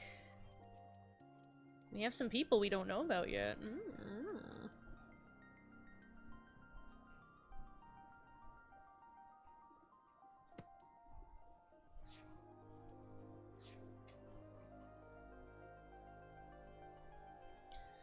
Okay. Hitomi's lover. Her lover. About this Unkel. When you asked me why I became an idol, I wasn't being entirely truthful. I told you that it was because I wanted to become famous. But more specifically, it was for Uncle. I've been looking for him for 6 years. For some reason, I almost read that as 60 years, and I was like, I don't think that's right. Been looking for him since I I became amnesiac. Or you fail at it and the orange balls don't work and you get your ass kicked by a golden monkey man in a fight that takes 5 hours? I assume that's a Dragon Ball thing that you said. I was gonna say that the Dragon Balls seem more red, but I guess they are, like, more orange than red. I guess, yeah, they're orange. Yeah. But I didn't find him anywhere. I didn't know where else to look. You know, I watched the most recent Dragon Ball movie that came out. I don't remember what it was called because Henry just put it on. But it's like a 3D... CG animated Dragon Ball movie. cool. It was like fun. You know, I'm not that like I've watched some Dragon Ball. I did watch a lot of Dragon Ball Super just because it was Henry was watching it, and so I just ended up seeing a lot of it. But I'm not like super invested in Dragon Ball, but that movie was fun. I liked it. Yeah, I recommend it. It was pretty cool.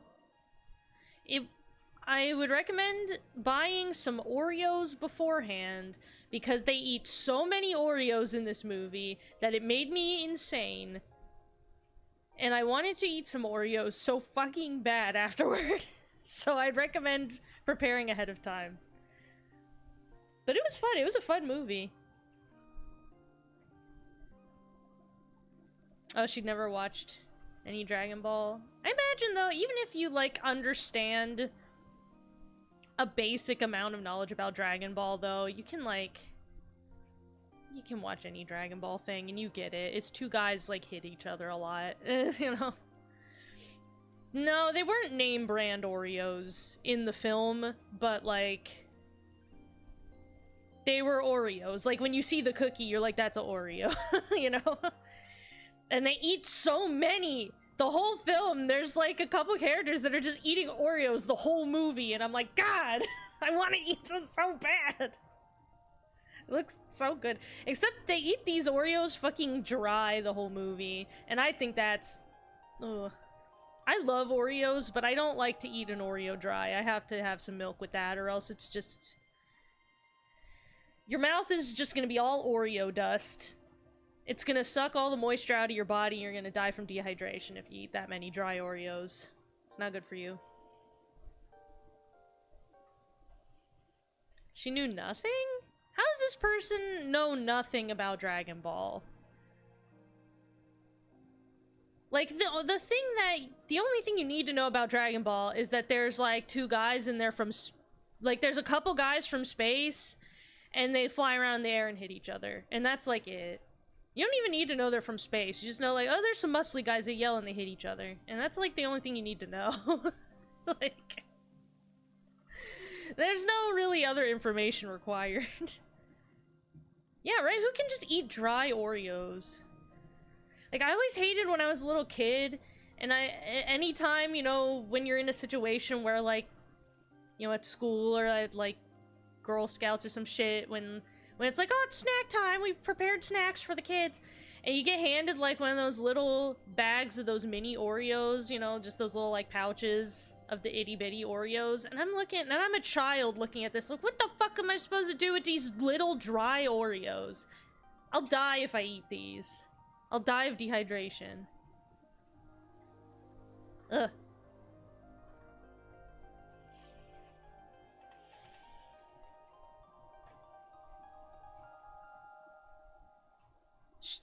She was from 2003, and the series lost popularity when she was older? I don't know what you mean by saying she was from 2003. Like, she was born in 2003? Like, that young? So instead of me finding him, I thought that he could find me instead. Born in... Okay, I was like, what does that mean? She time traveled here from 2003? But surely, like, she knows, like... Surely she knew the basic information of Dragon Ball as an anime. Or, like, at least a cartoon. And that it's about guys that hit each other. Which, again, I think is the only information you need to know about it at all. Is just it's about guys that hit each other. You think if you became famous, he'd contact you? Yeah. Oh, the become famous to find the missing person technique. So that is why she became an idol. I mean, it's also been my dream since I was little. That's a part of it, too. So why do you use the name ASAT? Ooh, I was actually curious about this, what that means. Oh no, I don't have to. He was the one who came up with the name Aset. Mm-hmm. He told me that if I ever became an idol, I should use that name. Why is that? What does it mean? I don't know. Further questions.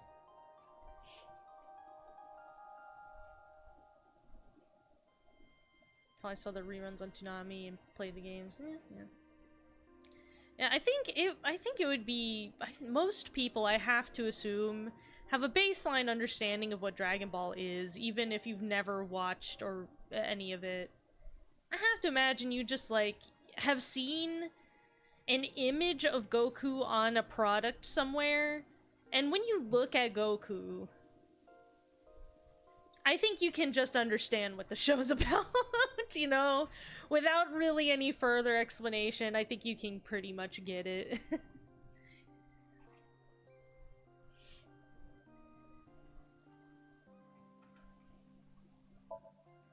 Mr. Okiura isn't here. I mean, of course he isn't. It's not like we came here right away. He's already taken off. Yeah, who knows where that bitch is? But why come here? Looks like there are no further clues here. It appears we've wasted our time.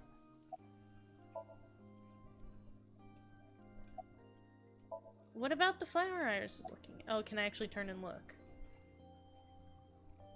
Monument? Oh,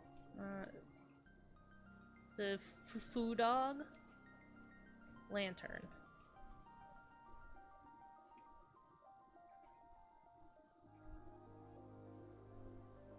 Chozuya? Oh yeah, it's the little where you wash your hands and stuff. Ooh, art, the arch, Torii Gate, tree.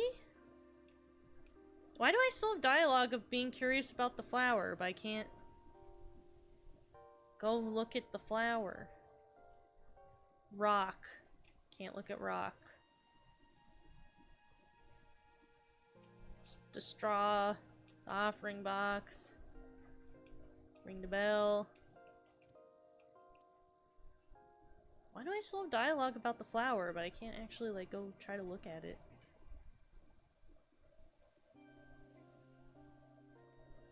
Why? Okay.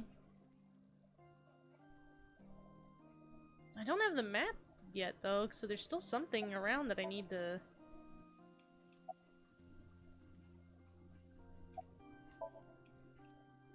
What the fuck are you looking at? Where? Where? Where? What are you, bitch? What are you looking at? What the? What?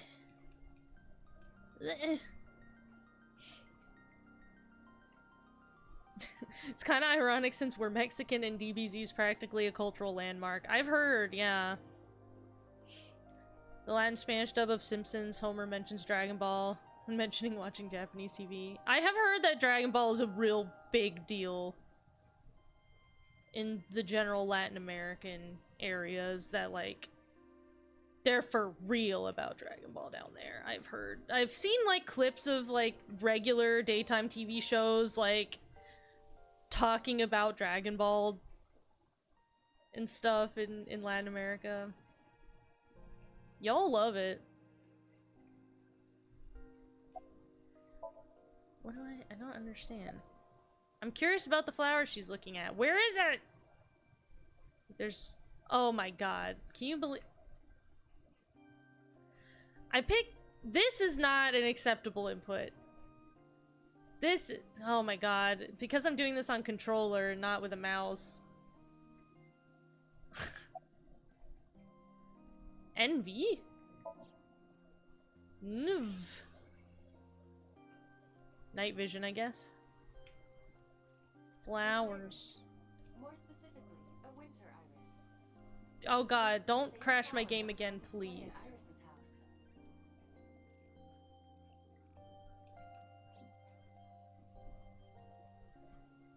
There's a place called Taku's de Goku. I wonder if it's any good. I'd eat a Goku taco. Yeah. How did A go taco. It's the same kind that's at my house. I told you about what it means, right? Good news and hope. Iris is also a part of the eye. Yeah. Greek goddess of rainbows. A messenger goddess. It's got a lot of definitions. Right? That's why the flower means good news and hope. Okay, summarize for me. Date, We have no time to waste. We should get moving. We've been wasting a lot of time. I feel like the last several scenes were just a lot of chit-chatting. Wonder why the diner's on here. What do we want at the diner? Let's see if we can find a corpse, especially one from another dimension. I saw it. I'm sure. Even though no one else did. Right here. But I'm here now. Maybe I'm a ghost. You don't look like a floating sheet. You have legs. But maybe they're not legs. Maybe they're my boobs. Oh, they're so saggy. Didn't you say that you saved me in your dream? That's true, I did What do did you that. mean by that? I told you that I'm with an organization called Abyss, right? Yeah, you told me 2 days ago. We find clues in the minds of suspects and witnesses. We enter what we call Somnium, a dream world projected by their subconscious. Is this classified information? That's what the Should we entire be telling her organization's this? about. How do you even do that? I'm starting to think that maybe all of Abyss is an incompetent joke. What is that? It's a sync machine. That's not an explanation. Tell me how it works. Bitch, I don't know. Ask fucking Pewter. He's not good for anything else. I can explain, but will require a bit of background to understand. Background? Like physics, quantum physics, probably. Do you know about nanotechnology? Nanotech? Yeah. Technology related to really small things. Like really teeny tiny things. And when they make a machine, they're called nanomachines. I heard they use them a lot for medical and tech fields. Some of the cutting edge nanomachines can even go inside your body and cure illnesses. They Wow. can even cure cancer. And they go beep beep beep. That's what Mom said. I don't know if they go beep beep beep or not, but if we live in if this game is set in the super future where they could cure cancer with nanomachines, Well, I don't know if it was like beep beep or That- "Rrr." that rules. But anyway, nanotechnology costs tons of money. Only a few people can even afford it. My college professor said only the richest of the rich have nanotechnology. But he's pretty liberal, so... Bitch, you go to school? Bitch, you can Largely read? accurate. Nano is a prefix meaning 10 to the negative 9th power. Uh-huh. A nanometer is therefore 0.0000000001 meters. The sync machine uses machines approximately 2.16 nanometers long. Really? Viruses are on average 20 to 970 nanometers. Smaller than a Sync virus nanomachines even, wow. are far smaller than that. So we actually are sending little machines This into our allows them to brains. access neural circuitry. During a sync, the nanomachines are used to write in the syncer's data.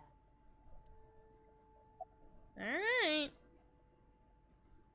Do you know about the Wadjet? I guess not. No, I know what it is. It's the core programming behind AI, right? Is it? That's right. What's wrong? Well, she's also concerned about AI, and it's the ethics You're shivering. around it. It's nothing. Don't worry about it. Well, okay, well now with her reaction to that, that introduces an interesting secondary idea of maybe she's not human. Maybe she is some kind of AI android thing. And so maybe the other body we saw was her. And she did get stabbed and froze. But then maybe she just like got her AI put into a different body. And maybe even with the memories, like the data from experiencing the stabbing, maybe that was erased even. And then she was just like sent home, like as if nothing happened. To borrow Pewter's explanation, with the advent of the Wadjet system, we can extract the data of the human psyche. This data is sent to the brain, which achieves the sync.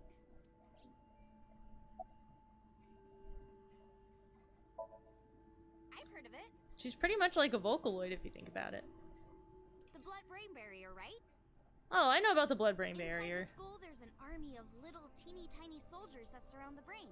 They protect the brain from bad stuff in the blood, right? That's almost it, yeah. The blood-brain barrier describes the architecture of the microvessels of the brain. Ew. It is a kind of shield that protects the brain. To get through, an object must be no larger than 0.4 nanometers. Objects too large to slip through the barrier cannot physically access the brain.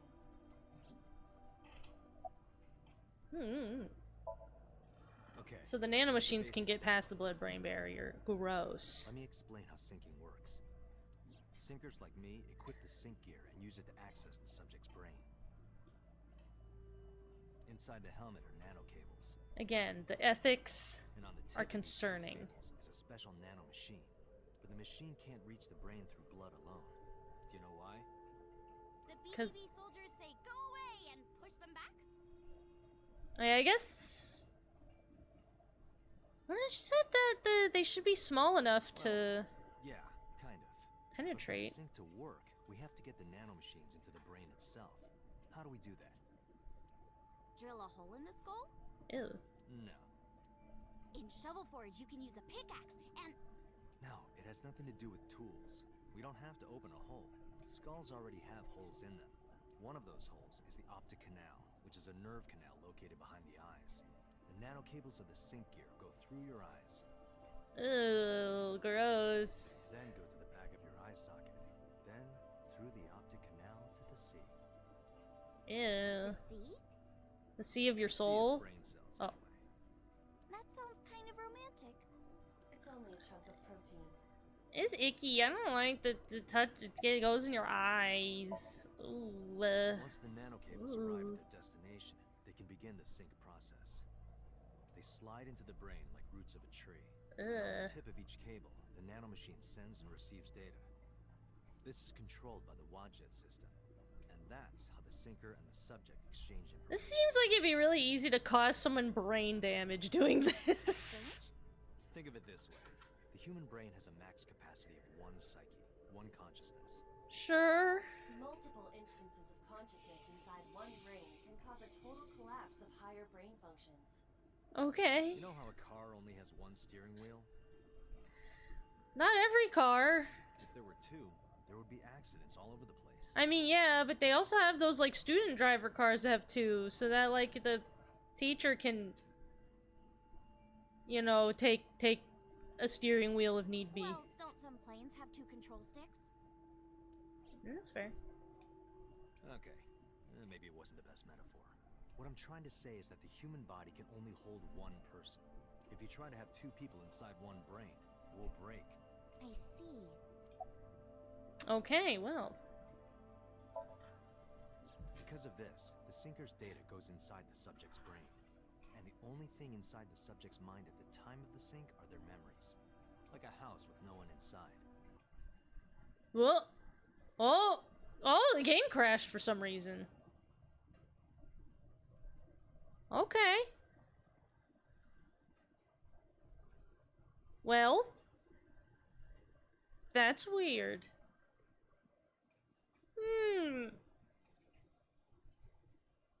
The game crashed. This is the first, you know what? To be fair, the game had been doing really well so far. That's the first crash we've had in a long time. Wonder why, though. Nothing was happening. Wonder why that... That was the thing that caused a crash.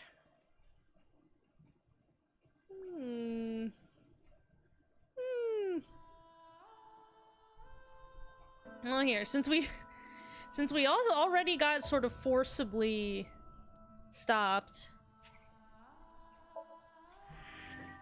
we can take our 9 o'clock break a little early. We can do an 8:45 break. Because I have to pee, because I drank a bunch of that milk tea. And now my bladder is full.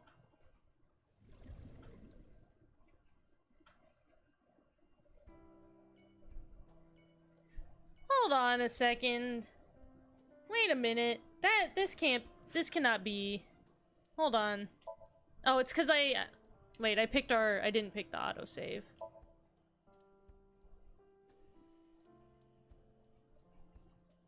Cause hold on. Hold on, hold on. Hold on.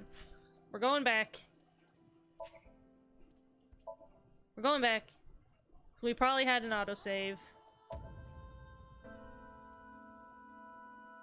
Cold storage warehouse, there we go, yeah.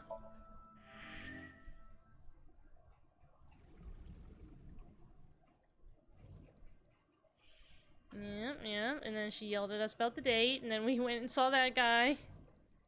And then we had some emotional moments at a shrine, and then now we're thinking about what her dead body would look like. Okay. I saw it. I'm sure. Let's do a little manual save here, just because it would be a good idea.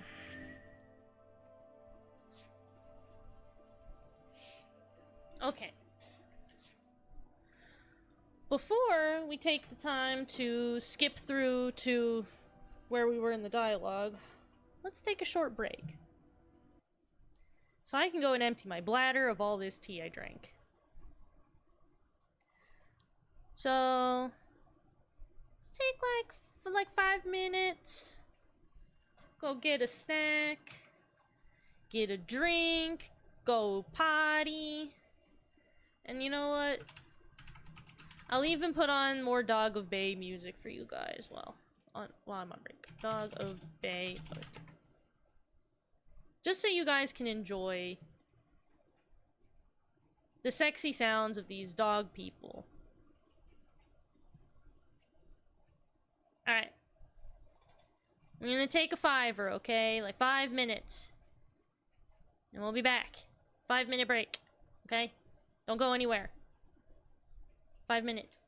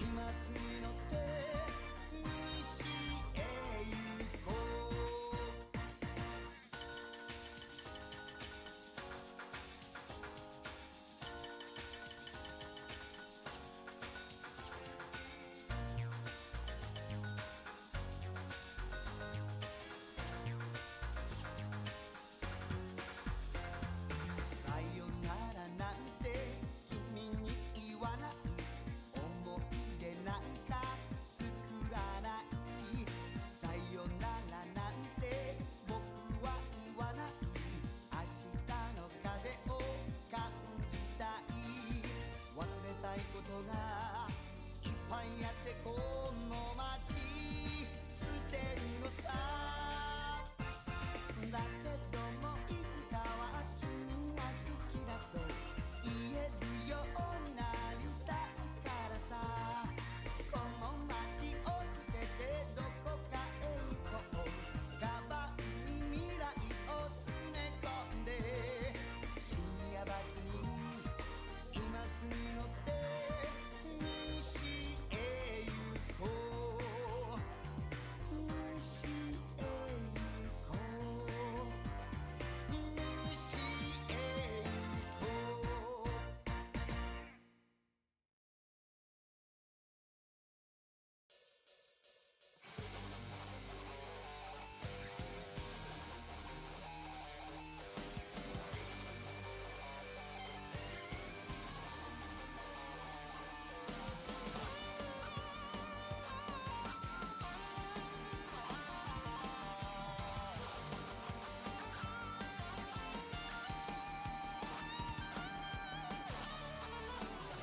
手の歩きして俺の胸打ち抜きさまよえるお前はラブポーション愛腰すり寄せ耳元にささやく誘惑がヒットするバイブレーション Sunrise goes down 水まみれて Sunrise goes down 絡み合う愛は激しい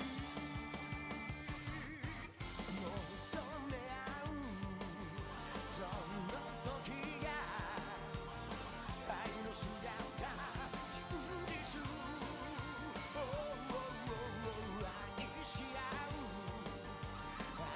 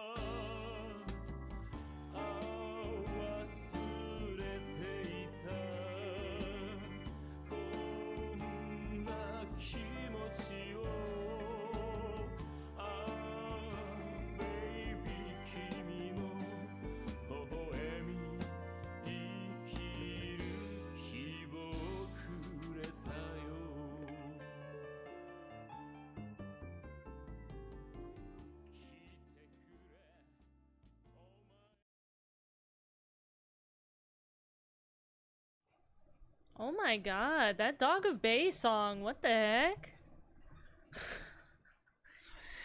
That mournful ballad. Gracious me. I'm gonna be using Dog of Bay songs as as a pre-stream music for a while, cause that kicked ass. Ah. That one was awesome. There you go.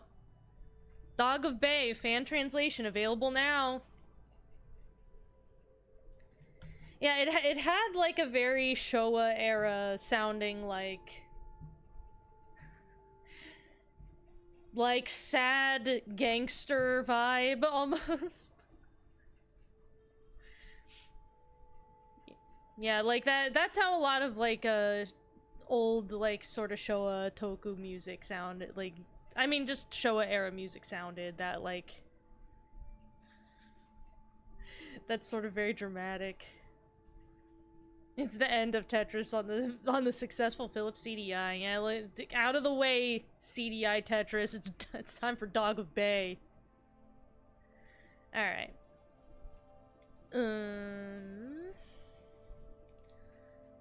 So we haven't used this. Okay. So if you just hold right trigger, you skip. Okay. Okay. Very good. Excellent.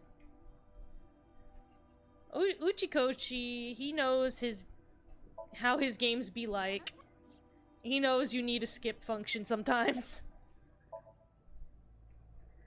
Core programming about it, she's like she's shivering about the Wadjet system. To borrow Pewter's with the advent of the The human psyche. Do we know about the blood-brain barrier?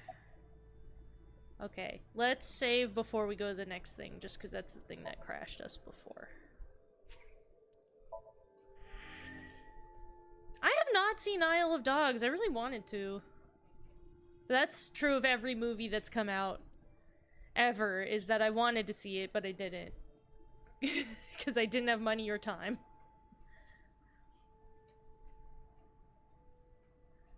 Like, you know, everyone's pissing their pants about how cool Barbie is, and I would love to see Barbie, but I still also haven't even seen Spider-Verse 2 yet. I'm not gonna subscribe to Disney Plus. Over my dead body, I'll give money to Disney Plus. Like, in Disney is not gonna get a cent out of me. Okay, you have the basics down. Let me explain how syncing works. I was actually thinking about checking out what movies that my local library has. I was thinking about that recently, just getting, cause like the library, they probably have tons of movies that I could just get. That's the thing, is like, I think people jump to pirating too quickly when like probably your library has it. Whatever thing you want to get, your library might have it. Check there first. It's good to you know, patronize your local library. Sinkers like me. Okay, let's just... Okay, so that went fine. Sinker, the planes with 2 control sticks. Okay.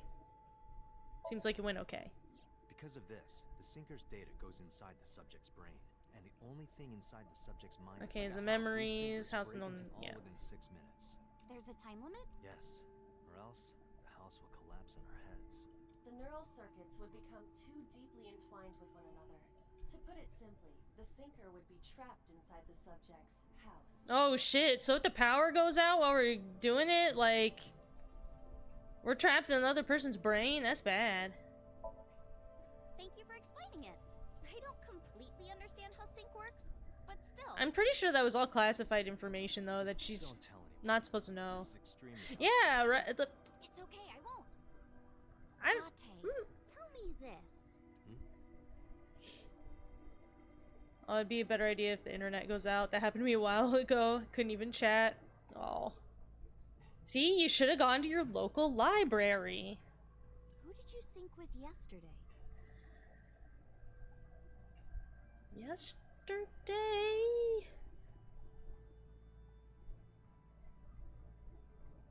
Who was the last person we synced with?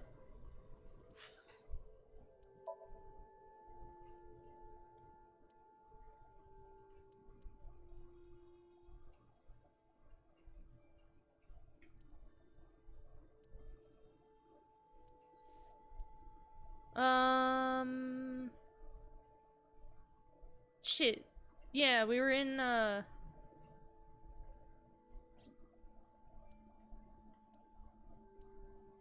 God, whose brain was this? What person?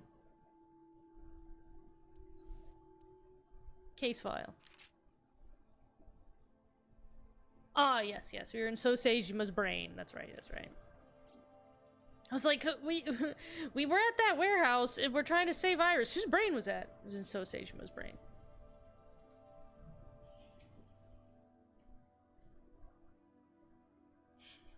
Oh, it was later at night. Doubt they'd be cool with me and him hanging out till 11 my time. Probably not. Libraries tend to close early, unfortunately. Didn't I show you his picture? Congressman Sosejima. So that's why you know so much about him. But you've never met him, right? I haven't, I swear. I swear. Hey, Date. You saw my corpse here, right? I did. I'm sure of it. And in SoStream, you saved me from getting killed. Yes. Yeah. And then somehow, I resurrected. Yeah. Date, that means you're... What's she gonna say? Stupid? Imagining things? Crazy? Oh. Date, is the cold too much for Iris? Yeah. Bitch, cover your mouth when you sneeze. Iris. So I can sneeze right in my eyeballs. Roger that. Nasty. So my corpse was on here? Oh. Yeah.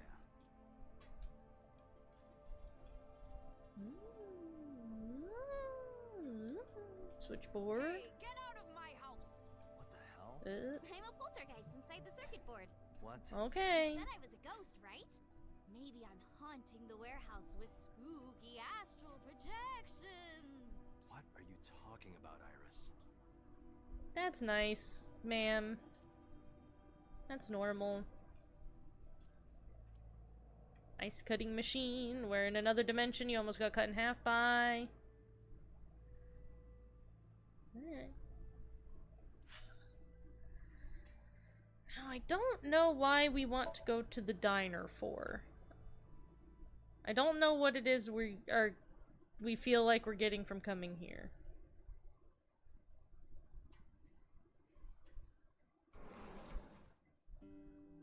I'm so hungry. Tessa? I guess we're just hungry. Why are you here? I told Food, Date I guess? I'm hungry, so... I've always wanted to eat here. Oh, and we don't, and in this timeline, we don't know that his mom has dementia and that this diner is defunct. I'll have my usual, Ota. Although, I suppose Iris has probably come here before, since she says I'll have my usual, so maybe Ota's mom will still just cook for you if you come in and ask. Yes, right away. Or maybe he cooks. Oh, okay. Yeah, right? It's really sad. Like, because Date doesn't even know. Where's your mom? She's in the living room. I think she's watching TV. How about you? What are you doing here? I was just doing some meditation, lying on the ground. Alright. He means sleeping. Okay. That was... It's fine to nap in your own home. We are Uh-huh. Not Shovel Forge. on a date. Oh, a date. Huh. A date? I'm on an investigation, and she wouldn't let me go. Hold on, I'm curious about something.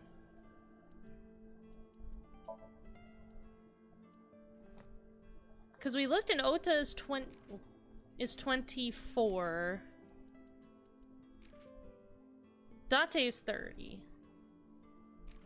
Okay.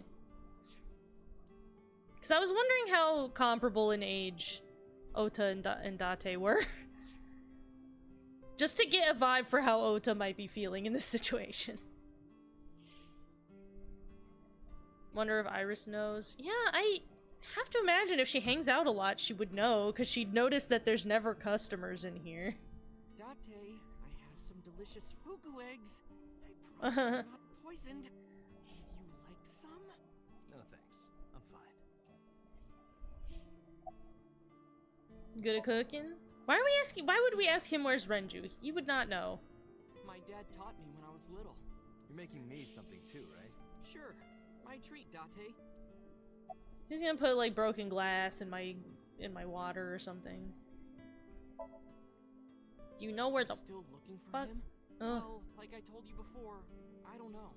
Yeah, there's no reason for him to know. What's your usual? Omelet rice.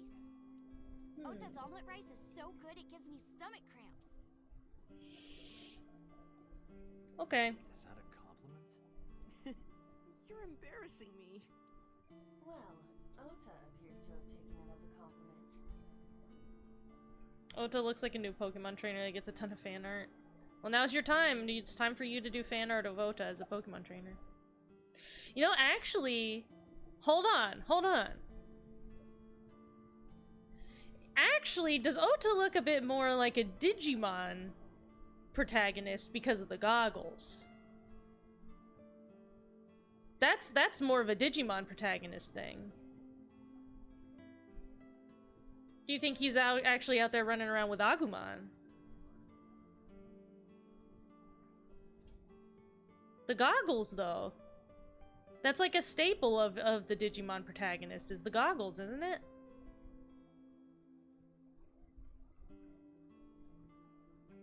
I don't know as much about Digimon as I do about Pokemans, but that is one thing I do know, is like the goggles are a thing. Yeah, I have. Have you met Ota's mother, Mayumi?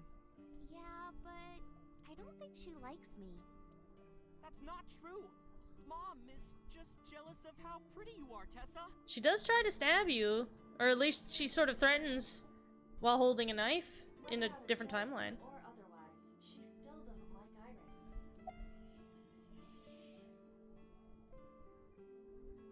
I know the main kid did in the OG one. Yeah, like I know that Digimon protagonists generally often have goggles. So, I don't know. Well, you'd have to do a comparison. Iris, about your coming back to life. Hold it! Uh-huh. What do you mean coming back to life? Don't worry about it. Date jumped into a parallel world where I'm still alive. Tessa died? Yep. She loves it. Hey, can you tell me about this parallel world idea in more detail? Oh, sure. How should I explain this? Well, oh, I know. Let's play rock, paper, scissors. Rock, paper, scissors? Yeah. Oh. If we tie, nothing happens. We're getting into a real Uchikoshi-ass We just shake hands. sort of dialogue exchange here. If I win, you have to give me something. I know where this is going. What if I win? I'll do anything. Anything? Mm-hmm. Anything. I'll fucking touch your dick with these fingers. Date, your heart rate is rapidly increasing. Why exactly is that? Alright, let's do this. Okay, let's go. 1, 2, 3, shoot. Rock, paper, or scissors? The FBI, open up! Rock, paper, or scissors? Place your votes now. Yeah, JSDF, yeah. Ugh.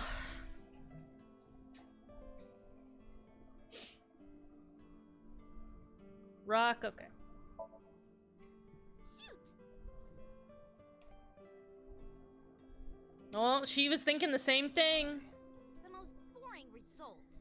I didn't realize I have bright purple gloves on. Well, we agreed on the rules. Let's Where do you even shake buy hands. bright purple gloves? Shaky, shaky.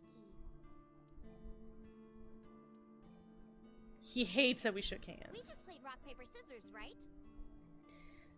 So there's probably going to be other timelines where we end up coming to this conversation and different results will happen and she'll explain it. She'll explain the multi-worlds theory to us in But context in of a different timeline, maybe I got a reward for yeah. you. Or maybe you could have seen me naked or something. Why did I choose rock? Why did we choose rock? What exactly were you going to make her do? So those timelines are what I'd call a parallel world.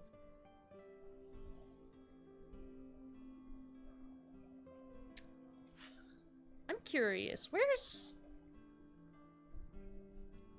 our last auto save? Oh, it doesn't show the auto saves in here, does it?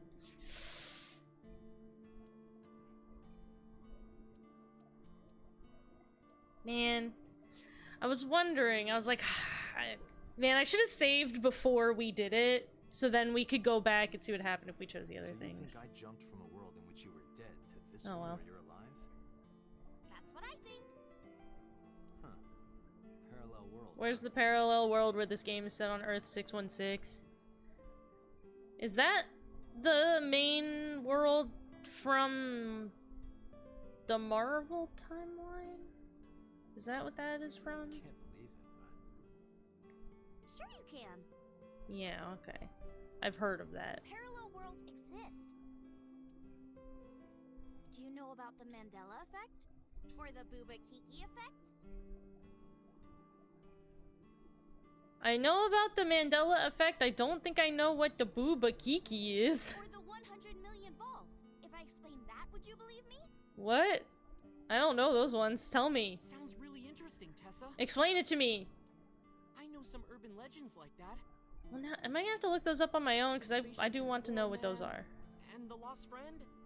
And the story of two sisters. God, these are all probably Japanese creepypastas. Tell me about them. I've heard people talk about it. What's Booba Kiki? Okay, I can't ask. What's Booba Kiki? Dante, look at this picture. Oh, wait. Yeah. In this picture. You show this image to people around the world and ask a question. I don't know the actual structure of this, so I'm glad that she'll explain it to me, but I have heard of this. Which one is Booba and which one is Kiki? Believe it or not, 98% of people asked have the same answer. The rounder one is Booba and the jagged one is Kiki.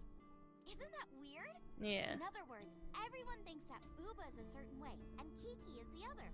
It applies universally across languages and cultures.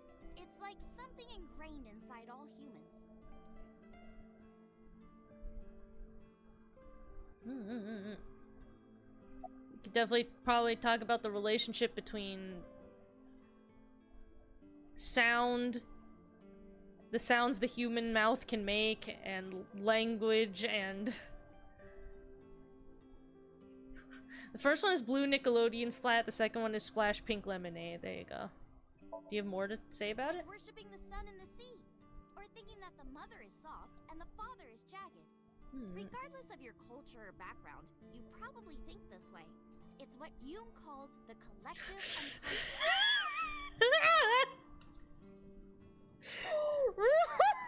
This fucking...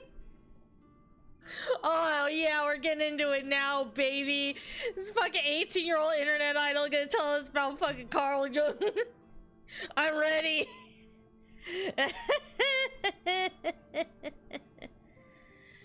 There exists a second psychic system of a collective, universal, and impersonal nature, which is identical in all individuals. That's what Jung said about it. Yes, I have heard this. Bamboo. Bamboo stalks look like individual plants since they're separated, but underground, they're all connected. Human psyches might be like that too, connected at a subconscious level. That's... The parallel world? Yeah! You saved me in the dream, right? And dreams are all about our subconscious minds. So if you follow the roots... You get to another bamboo stalk. Yeah, something like that. Yes, talking Carl Jung now. It's like finding out a celebrity has a PhD in a science. That is the one thing that I think is the most signature move for Kotaro Uchikoshi in his games, is there's always some kind of anime hottie who then knows a huge amount about some kind of strange science, philosophy, and or pseudoscience thing that they'll explain to you. And that's my favorite part. I have heard of Mandela Effect, obviously. I do know about him. Well, yeah, the former president of South Africa. He helped abolish apartheid. I'm kind of surprised Ota knows that somehow. He died in 2013, but a strange thing happened. When the news broke, people all over the world thought, didn't Mandela die in prison in 1980? That's the Mandela effect. It's when your memory and history have discrepancies. There are lots of examples. Yeah, I guess it's a trope he probably knows, but more I just like... I don't know, I just didn't think he would know actually specifically where he was president or like what he did. Like the name of this kid's book with the bears having different spellings. Oh, talking about the Berenstain Bears. See, the Berenstain Bears did not... I did not get Mandela affected by them, because when I was a little kid... Oh, well, hold on, wait, somebody wants to offer promotion of our channel. Viewers and followers, wow, holy shit. Oh my god. I can't believe, really? Really? You want to offer that to my channel? Oh my god.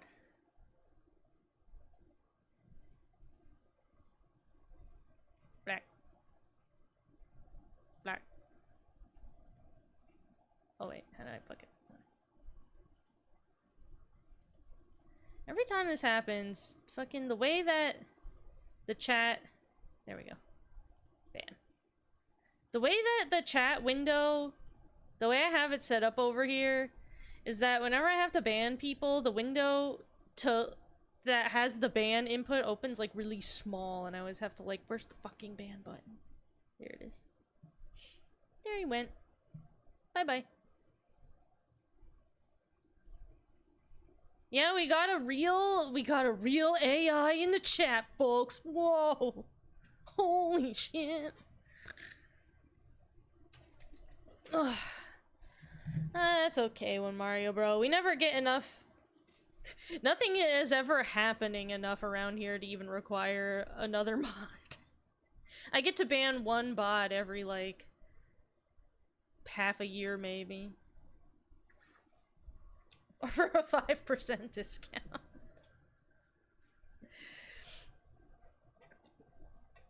No, see, what I have to do is I have to get popular and, you know, enough that I have enough adoring fans that people will pay me to let them mod on my channel. That's the point I gotta get to. One day. One day I'll be enough people's Oshi for that.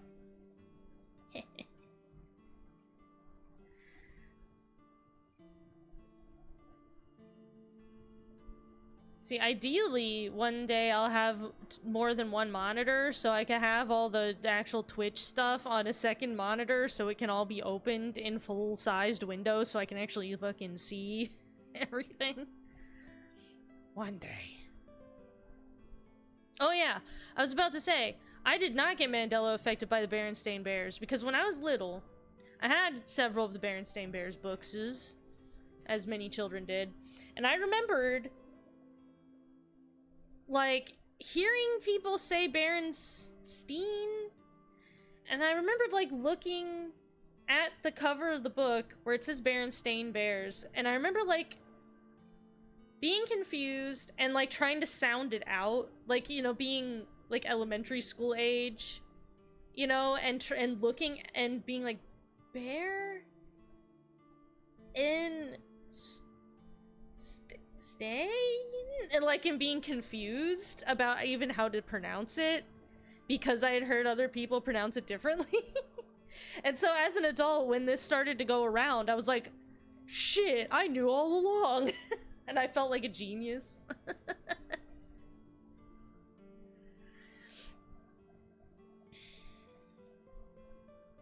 Feels weird for them to randomly reference those books. I mean, those are like the famous Mandela effect things, though. Like, those books were, like, the Berenstain Bears. That was, like, a big deal in, like, the internet shitting itself about Mandela effect, as everyone was talking about Berenstain Bears.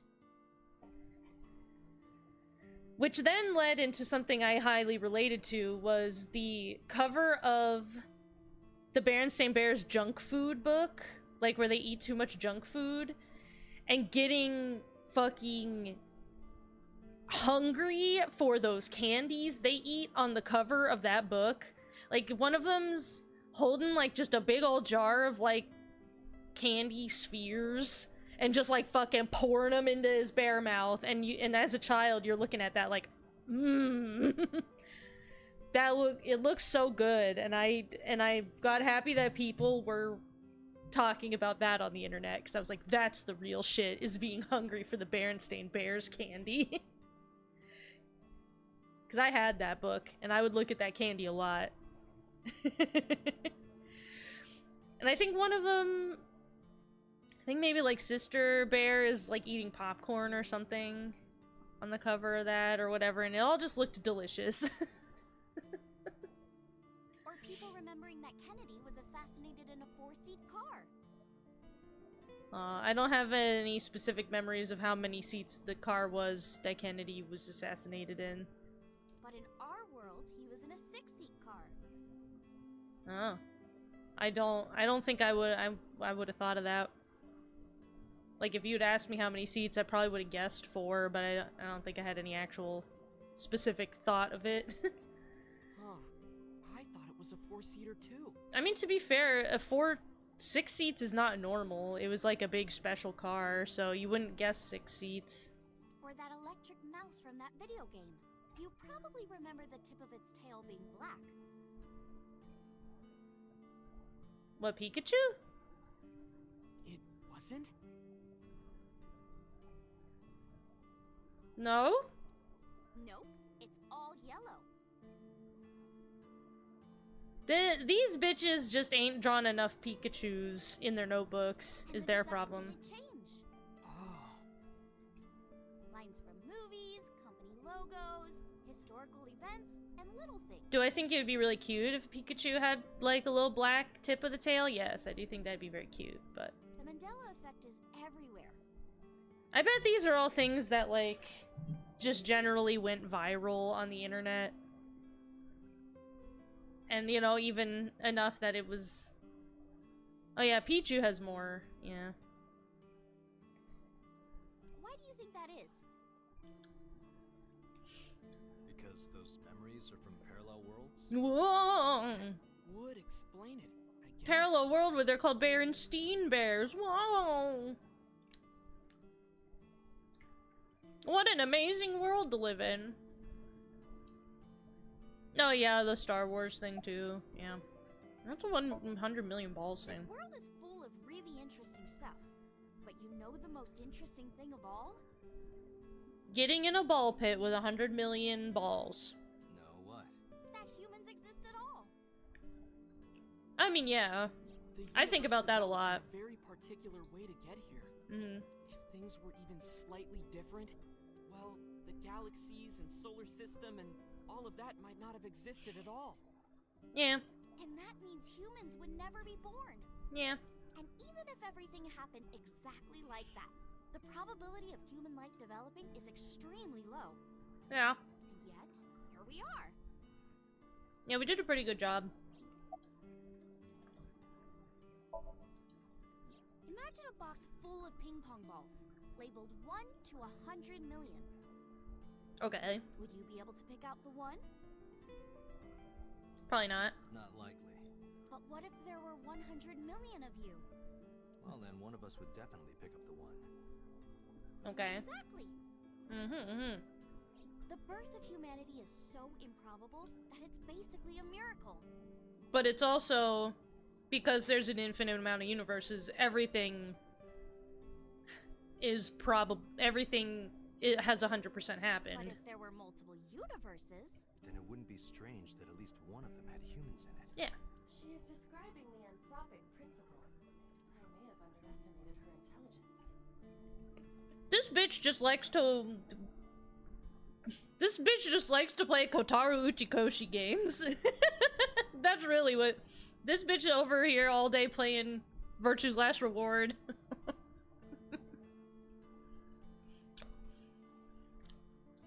Okay, can I have my Omu rice now? Oh, okay, I can ask him about the thing, his creepypastas. Tell me. Yeah, it's sort of like a common experience. Oh, we're talking about like a sleep paralysis demon, like Shadow Guy. Why is he wearing pants like that? A lot of people have experienced waking up in an uninhabited world they've never seen before. And most of them describe seeing the same person. The Spatial Temporal Man. He's supposed to be an ordinary old man wearing work clothes. Oh. Spatial Temporal Man guides people back to the real world. He tells them, this world is not for you, or something. This must be a Japanese creepypasta. I've never heard it. I'd like to meet him someday. I'm gonna have to look that. See, now after this stream, I'm gonna have to go look up all the spooky things he's gonna tell me.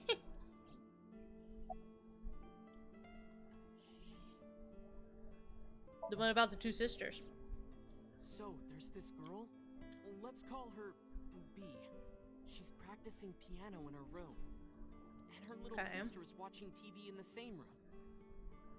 That's probably annoying. B asks her to turn the TV volume down so she can hear her piano playing, you know? So B goes back to practicing, playing a little bit. But her sister doesn't turn the volume down. And so she fucking strangled her sister. So B turns around to scold her. She was really gonna let her sister have it. But she's gone. She's nowhere to be seen. She went to the bathroom when you weren't looking. She thinks, I wonder where she went. But then B hears her sister at the door. I'm home. B runs to the front door and sees her sister and her parents standing there. Oh. So B asks, when did you go outside? But her mom says, what are you talking about? She went shopping with me. B is really confused by all of this, of course. She asks her little sister about it. And she learns that her favorite TV show was on. And before she went shopping with her mom, she was deciding whether or not she wanted to stay and watch it or not. You said or not twice in this sentence. You only needed it once. So depending on her decision, a parallel world was made. Yeah. And what B saw might have been from the world where her sister stayed behind. Whoa. That's kind of neat. Oh wait, so are these also follow-ups on like the... I know a ton of stories like this. Like being suddenly transported 1 year into the future. And there's a missing persons report out for you. Whoa. You look down at your phone, but you realize that it's not yours. It's not the one you remember having. You look through the contacts, and it's filled with names you don't recognize. Sounds scary. Sounds not real. There's more, too. Like this town where everyone is Japanese. Oh my god! But they're speaking a completely different language. And all the signs and magazines and stuff have different letters. Oh my god! And it's not like Korea or China. It's the Japan we know. But the language is different. That's a prime example of a parallel world. Okay. These sound like funny creepypastas that they were probably found on 2chan. Though, something really weird. Are they confirming that our world is real? Yeah, it's real. I'm real in here right now in the real world. Oh my god.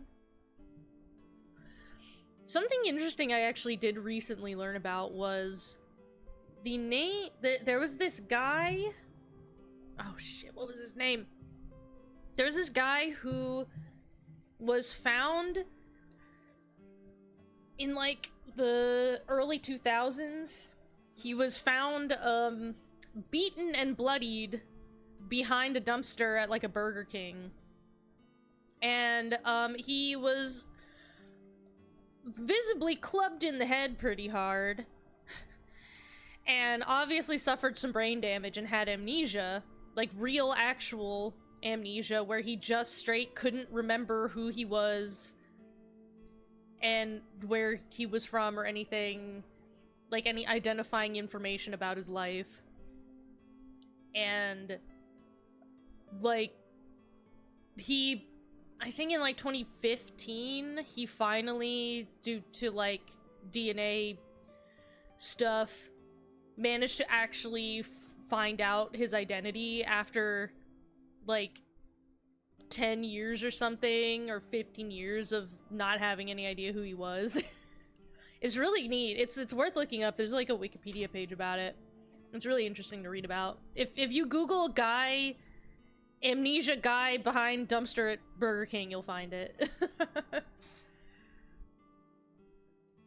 I swear to God that the one time when we were moving out, I was staying in our house, but I needed to use the bathroom, but I heard a creepy whisper and I swore it was just the toilet refilling. And then I heard the whispering and turned on all the lights. Well, I'll tell you, it probably was the toilet filling, because hearing voices or music in the sound of running water is an extremely common audio matrixing phenomenon. I think, did I say this on stream last time?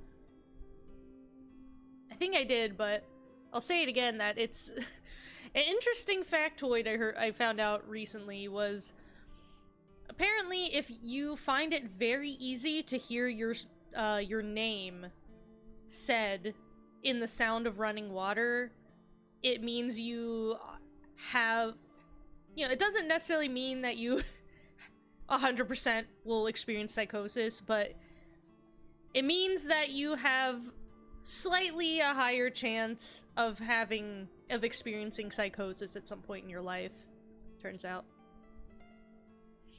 I didn't use anything. I mean, that may be true, but there could have been any kinds of water running through the pipe sounds. Like, that's the thing about the human brain, is we try desperately to hear voices and or music in any white noise, So, I'm sorry to say that it probably wasn't a ghost, because ghosts aren't real, unfortunately. As much as... I was gonna say, as much as I wish ghosts were real, I don't. If ghosts were real, I would be really pissed about it, because they're very scary. But I also would be kind of excited because they're also cool. Yeah, I'm sure there was no one in the house, but, like, the houses make sounds naturally. Like, just, like, a house is made out of so much stuff that's all interacting and touching and being affected by air pressure and temperature and tons of things. And again, like, the wind, it's super easy for humans to hear voices in the sound of the wind or the rain, Why do you think you heard a ghost for real? Is that, like, do you feel like you heard some speaking from beyond the grave? Oh.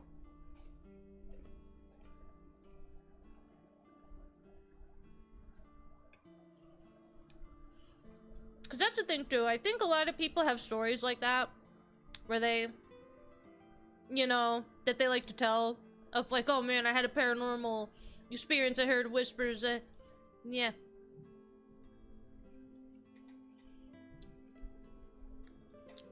So you believe in ghosts, yeah? Because that's the thing, I think a lot of people will tell, like, a story like that, but then if you ask them directly, like, so, do you think that you heard the voices of the undead speaking to you? Suddenly they'll take a second and be like, I guess not, because they'll realize, like, I guess I probably didn't. Oh, I need a napkin. I got chocolate on my fingers from my cookie. I need a napkin, hold on. Ugh.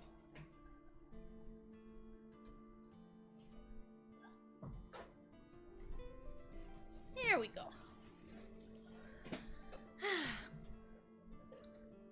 But there, it felt real. That's the thing, too, is lots of things feel real to your human perception. See, this is the kind of stuff I love. Like, I actually adore this kind of stuff. Like, I get so excited talking about these types of things. So that's why I'm like, eh. I love talking about how humans experience paranormal things. Because, like, yeah, it obviously felt real. But that's just because whenever your brain, you know, is telling you something, it's telling you it's real. And I think a lot of times people are not necessarily willing to objectively look at their sensory organs as imperfect tools. Because the human perception, like, all the time, we're not perceiving things as they really are, constantly. Everyone loves optical illusions. Everyone loves spicy food. Spicy food is literally a hallucination of fire, of, like, temperature change in your mouth that's not really there. You know, it's things like that, where our perception is never actually giving us we're not seeing literal reality, because it's not possible to. We can only see it through whatever our perceptual organs will allow us to see, and so that's why things like that, I mean, that's why it's so easy for people to believe in supernatural stuff, because I think by default we want to believe that our perception is correct. People, especially people, never want to believe they're mistaken. And that's natural. Like, you don't want to believe that you were wrong or that you didn't perceive something correctly, because it felt really real. It super did. Like, I'm sure. But that's just the thing, is that, I mean, no matter how real it feels, that's not fact, still. I've been to haunted places like Whaley House in San Diego and Winchester. Heard nothing. In my own home, I got spooked. I mean, maybe for whatever reason, you were just in the right mood. Your brain was in the right place that day, and you heard just the right thing at just the right time, that it made you feel startled. It made you feel uneasy. And especially, that's why there's so many scary stories around moving. Right? How many scary stories have you heard that start off with, oh, we moved to a new house? And it's because, like, the transitional nature of moving, the seeing of your old house that you used to feel comfortable and at home in, seeing it look empty and different is naturally unsettling to the human mind. And then being in a brand new place completely is also unsettling. And even if, you know, as an adult you don't feel necessarily literally unsettled, that, like, lizard parts of your brain don't feel 100% able to rest, you know, in these places, and that's what primes use very subtly to spook yourself. Oh, I remember you telling me about the guy at Winchester hitting on you. I remember you telling me that. I guess it felt much different because of it. Yeah, like, that's the thing. That's why people have believed in supernatural stuff forever. You know, it's because these things feel extremely real. They super do. That's why they're so convincing. But again, it's the sort of thing where, because you know how it works, when you eat a spicy hot chip, you don't believe that there's fire in your mouth. Like, you know it's a hallucination, because you know how it works. It's that kind of thing. And that shit, I think, is so cool. Like, I love stuff about how human psychology works into the sort of creation of the supernatural. Oh, I adore that sort of stuff. I'll put in a recommendation. I'm a big fan of a podcast on the Maximum Fun Network called Oh No, Ross and Carrie, where two friends named Ross and Carrie, they I believe the tagline for their podcast is they investigate fringe science and spirituality claims and claims of the paranormal. And it's really interesting. They actually have an episode from a few years back where they go to a guy's house who, I think they said it was like a friend of a friend, or like a viewer wrote in saying like, oh, I have a friend who says his house is haunted, and they actually go and stay in this guy's house. And it's interesting how they sort of break down, like the episode is more about explaining the idea of how, like, the normal things that humans experience on the day-to-day, and then how it is easy for those things to get interpreted supernaturally. It's very interesting. I recommend it. The Oh No, Ross and Carrie podcast. It's like one of my absolute favorite podcasts. They talk about cold reading all the time, and like people who claim to have psychic powers that can like talk to the dead and stuff. And they investigate those people, and it's all extremely interesting. They also join cults too. Not so much that during the pandemic years, but they have a couple really good investigations. They joined Scientology for a while, and now are banned from all Scientology buildings and events. It's really cool if you like science and investigating the paranormal. I recommend it. It's super cool. All right, let's have him tell us about. Let's get back into what we were doing. He's in elementary school. Okay. Well, A had this close friend named Suzuki. One day after school, they're walking home together.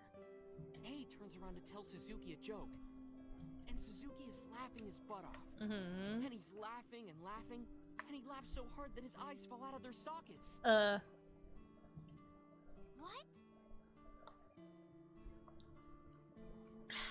Scientology can be easily knocked over, and I hate that Mr. Tom Cruise is part of it. Oh yeah. It'll make you feel better to know that Scientology is rapidly declining in popularity. Because it's too fucking expensive to be a part of it. And also, you know, all the kind of exposure of, like, people who have managed to leave and stuff, reporting on it, so... Scientology is, definitely not gonna probably exist at some point in the future. I do recommend, though, if you want to know what it's like to try to join Scientology, the Oh No, Ross and Carrie podcast, they have, like...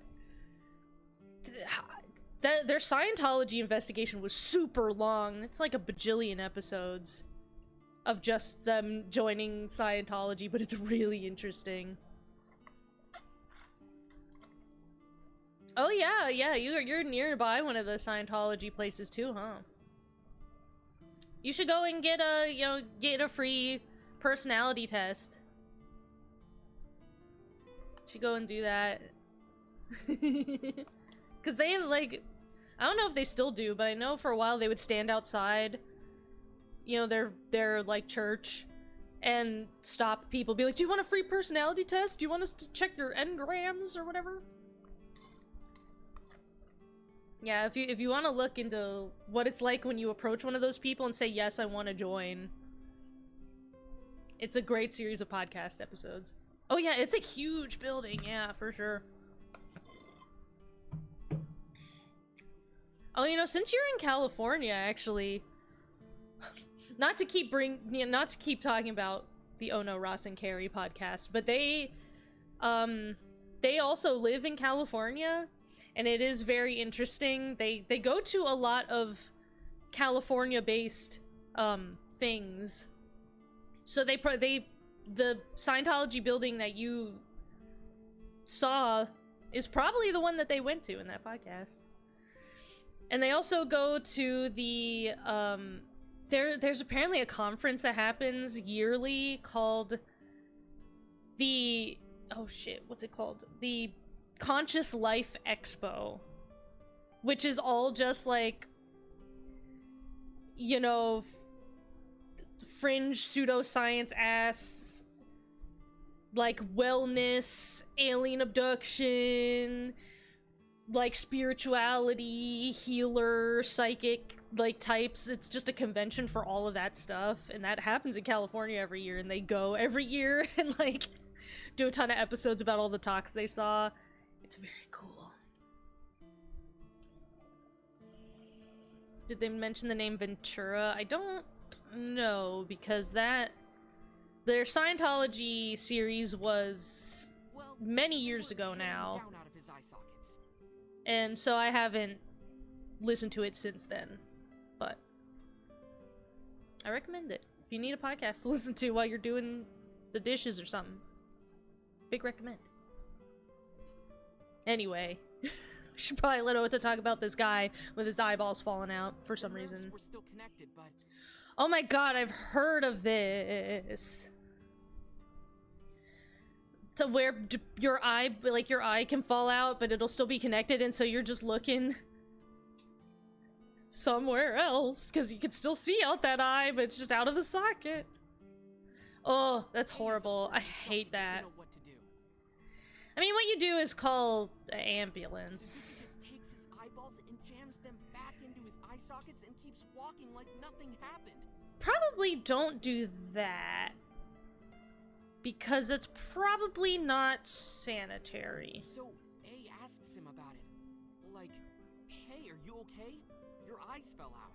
A is really concerned for his friend, you know? But Suzuki just says, yeah, I'm fine. He doesn't say anything about it. Probably send this person to the doctor. And by now, A is really curious. But he's not getting any answers. So they just part ways and go home.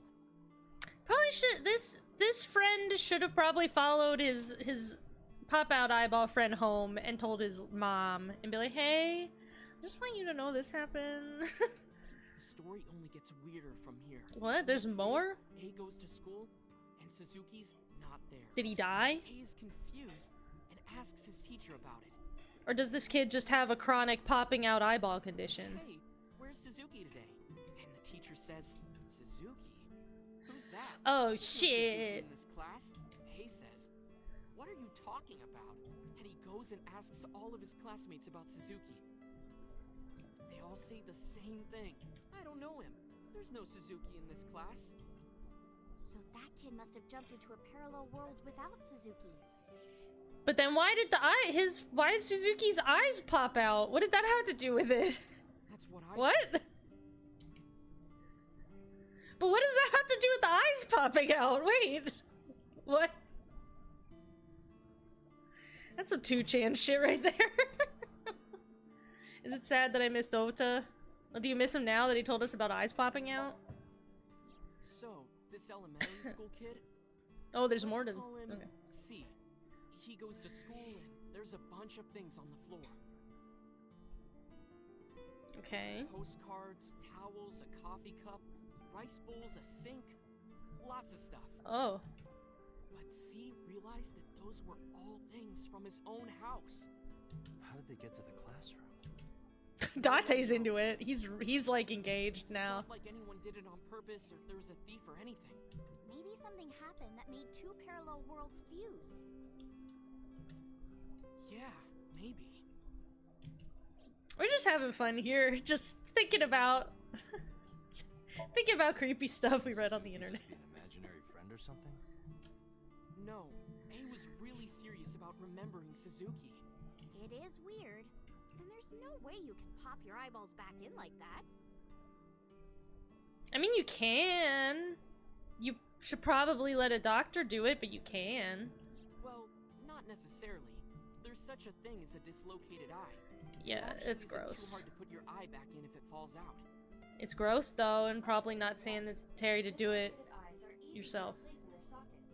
As long as none of the Easy. nerves or blood vessels were damaged, there are usually no lasting negative effects either. I hate that though. I don't care if it's like not lasting effects or anything. It's like horrifying. Like, I don't know how you get the image of whatever your hanging down eye is seeing out of your mind for the rest of your life. It's traumatizing. That doesn't prove this Oh, Suzuki exists. oh, it creeps me out so bad. Well, I guess not, but Summarize all the creepy 2chan stuff you guys said to me. Tessa is always writing about this stuff on the internet. Oh, she's the one writing us about this stuff on 2chan, okay. That's why I decided to research it too. That's how I learned all this stuff. Oh, hey. Me and A-Set, we need to do a collab stream where we just talk about stupid paranormal shit. I know about conspiracies and secret societies too. Okay, that's where you have to start getting you have to be careful once you get into that area. When you start talking about conspiracies and secret societies, there is a dangerous line that you can step over and suddenly you're in alt-right territory and you have to be really careful. If you want, we could talk about those. Ota, you gotta be really careful. Maybe next time. Now where's that omelet rice? Yeah, where's that fucking food, kid? Done. I don't want to hear about how much you love QAnon or whatever. Give me your omelet rice.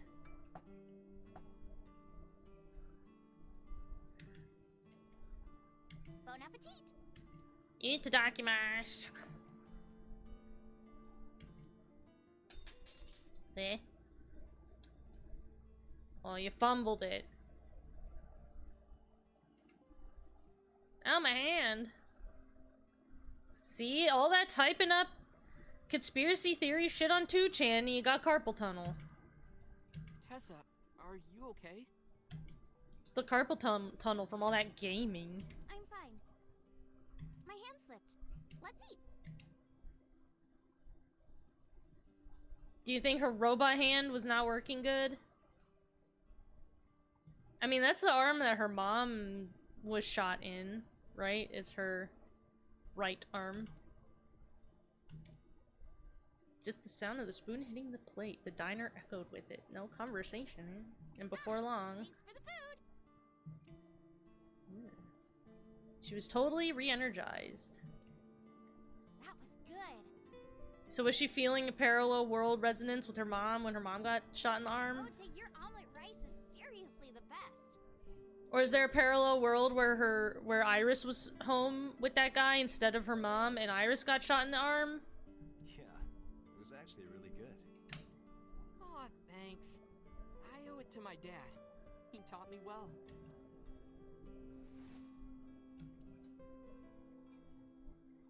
Let's get going, Iris. Thanks again. Thank you. Come back soon. Did we pay him for this, I wonder? Is there anything else? Can we look at the picture? No, nothing to say about the family photo this time. Oh, we're gonna go to the bar. Oh, actually, I read something interesting. We're just gonna be talking about interesting stuff we read online. I read something interesting about the portrait that's in the bar. Oh, I guess we'll wait till we get there. Hi, girl! What's going on? I don't know where Renju is. Do you know where he is? Glad to hear it. Maybe I'll close the place a little early for you. Okay. Sorry, but I'm with someone. With someone? A girl named Iris. What? Is she a virgin? Hard to say, actually. But she is a minor. Well, she's not a minor. She's 18. I don't know what the drinking age is in Japan. I don't know if you can drink when you're 18 or not. In a world where science and such got better, how the hell did the teacher's arm not at least get something to make it move? I mean, if you have bad enough nerve damage. I mean, you know, they could probably nanomachines it, but apparently they're too busy using those to get not very good clues from witnesses' brains at the police department, so... Anyway, remember remember what we talked about? But I don't know, maybe like nanomachine nerve rehabilitation's expensive or something. There's a regular here who was good friends with Ren. Ooh. They should be here tonight. Ooh. Oh, right. Are they coming tonight? Yes, I promise. All right, then I'll see you there. Okay, I'll be here. How are you talking on your phone without earphones? Oh, whoops. That's the best kind of lie, is when it would just take a lot of time to explain the truth, and it'd be like really annoying to go through a whole thing to explain the truth, so you just come up with a lie that's easier.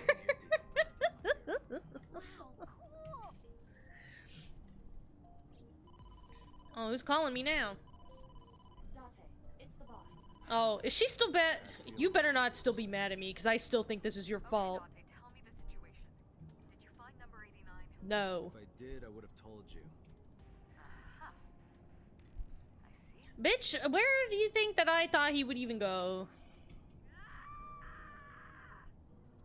Well, maybe you should take a long, hard look in the mirror and ask yourself, why is it that I put a person that was not trained for the job that I assigned him to watch Date interview this guy? Why did I send him in?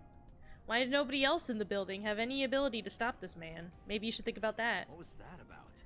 That was a cry from deep within my heart, Dante. Especially since he was in, like, this dude had to take the elevator to leave the building. Like, and he still couldn't get caught. Even though they said there's security cameras all around the place. Nobody noticed this dude holding Pewter at gunpoint in the elevator. No security guard was like, that seems bad. Do you realize how screwed I am? Well, you know what? Maybe Abyss. Go find number 89. Maybe this is a structural issue. I'm gathering information on Renju's whereabouts now. Where? Wait, are you trying to get her drunk? What? She's not 21. And if she wasn't a minor? Well, whatever. I'm sure you have a good plan. Find those two and arrest them. Got it? Okay, I'll do my best.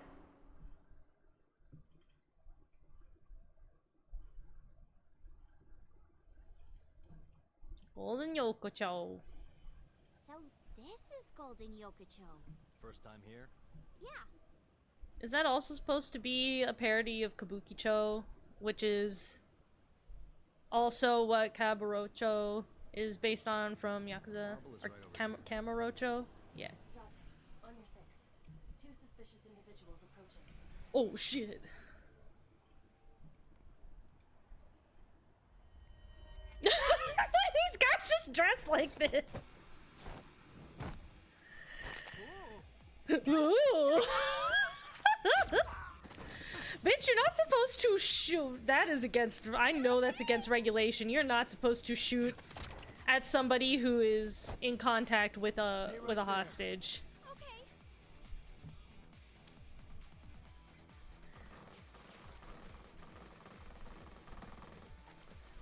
Now, what? This is an organization. There's a bunch of guys.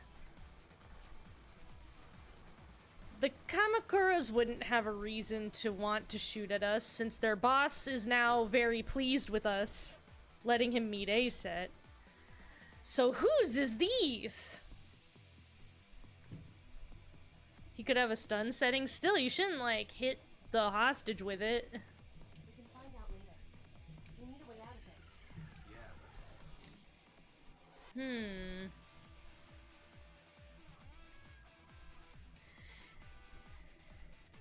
I mean, you can't call the rest of your Abyss agents.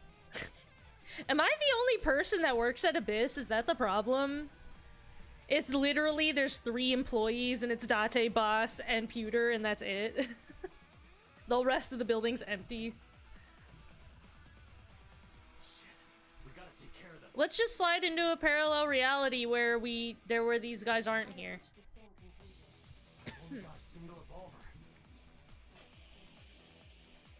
I think his gun's called an Evolver.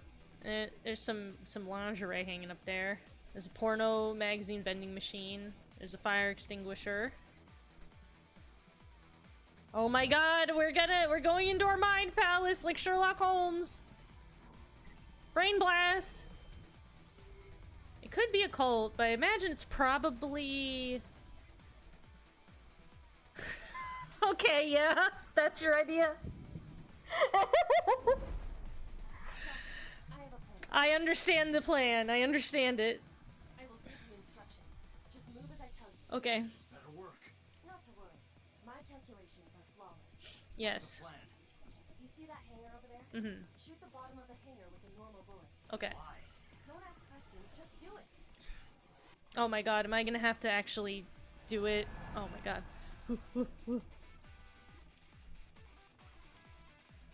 Do I have to select, or do I just have to be on the thing at the right time? Is there a shoot? Oh, okay. Ooh, ah, ooh, ah, ooh. I didn't remember the last time we had to shoot how it worked.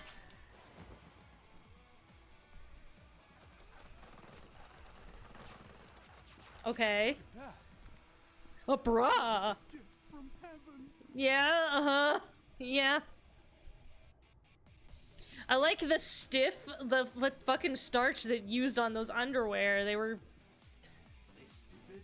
Just as I calculated. What kind of calculations did you do? Date, focus. Now, the burst shot. Shoot the pornomag vending machine. Pornomag? I said no questions. Hurry! Shoot the vending machine with the burst. I love these, like, ammo, these different types of ammo that we have that are never really relevant. Okay, so I just have to keep it and make sure it's on thing at the right time. So I can hit right trigger at the right time when it's ready. Okay.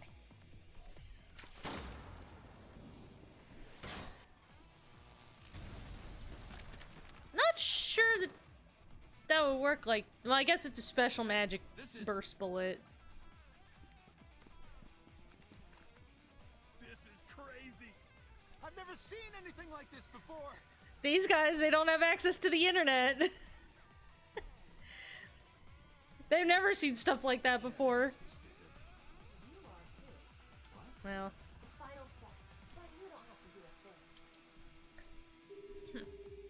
thing. Yeah? Mama? There's a group of naked buff guys dancing outside your bar. Well... What? Don't use my voice without permission. Damn. This is an emergency. I will slap you if you don't shut up. Damn. Now. Get him, mama! We just need to use the fire extinguisher. It's loaded with high-pressure CO2. Now, I will leave your eye and throw the fire extinguisher into the air. Oh. Shoot the top of the extinguisher at the perfect time. Now let's go. What are we banking on Mama doing? Yeah, right? Like, what are these? They're prudes, I guess. Maybe their mommies don't let them go on the internet without, you know, the parental blocks on. Ready? Here I go. How are you gonna throw that with your little widow arms? Oh, okay.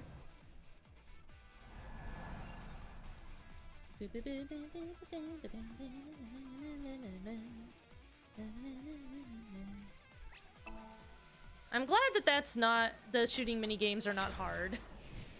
Whoa, muscles galore, men's gymnastic routines. I got, that's the, I don't know if you guys can see the achievement. I don't know if OBS captures that, but that's what the achievement was called. Mm-hmm. Oh! She's like, this is not macho muscles. According to my calculations. God, she's so cute like that. What the fuck? I love this little eyeball baby. It's such a cute baby. What the heck? Well, it worked. So are those guys... Oh, so we didn't end up meeting with the acquaintance of Renju's, I guess. Too much ruckus in the street for that. Probably didn't want to show up. My place. The building's got a security system. We'll be safe here. So Mizuki's not home? Guess not. Doesn't look like it. Right? Her little eyeball animal form is like so cute. I like can't get over it. It's a perfect mix of being like a little cute animal and then also being creepy because it's an eyeball and like her spine is the optic nerve. And like she's completely transparent. I love that. It's so cool.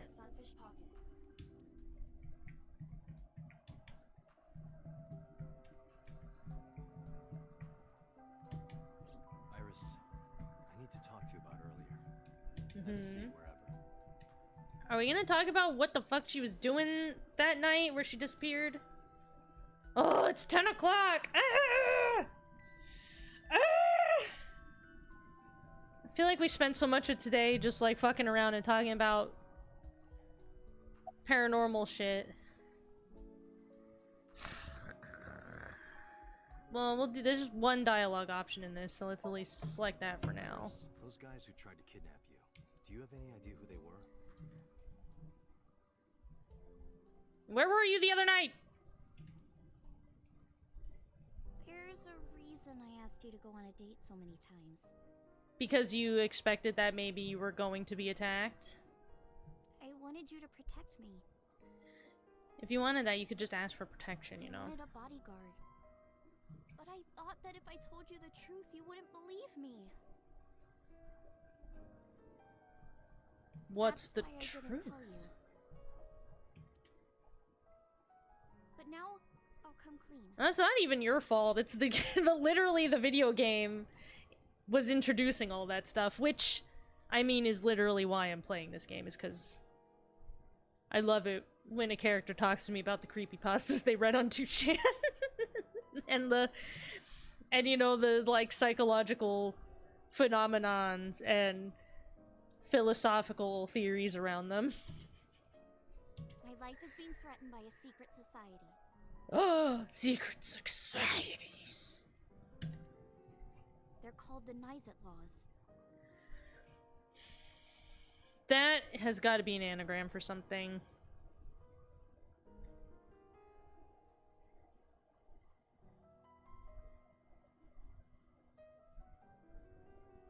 I'm wondering if, like, it backwards it's gonna be something.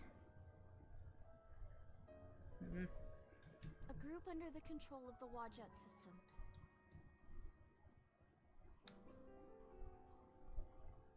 Their AI. The ultimate goal is to complete X00639. Okay. I discovered them and what they were up to, and now Is she about to tell us that it's that she's just about to look up and say, "Just kidding"?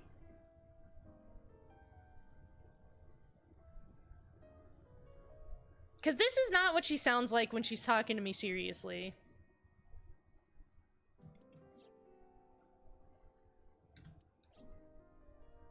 Date, please help me. They're going to kill me. Wait. Slow down. She's okay, maybe she is serious. It's spelled Naixatloz.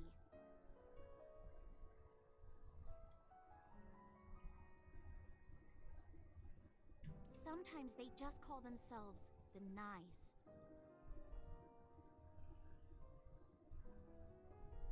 There's some kind of pun in here. There's something. I don't know what it is. There's something. Their organization is everywhere.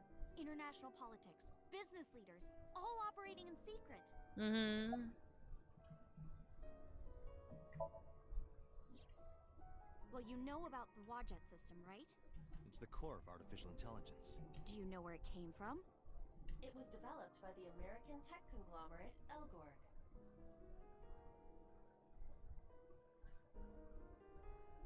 I also wonder if that's some kind of...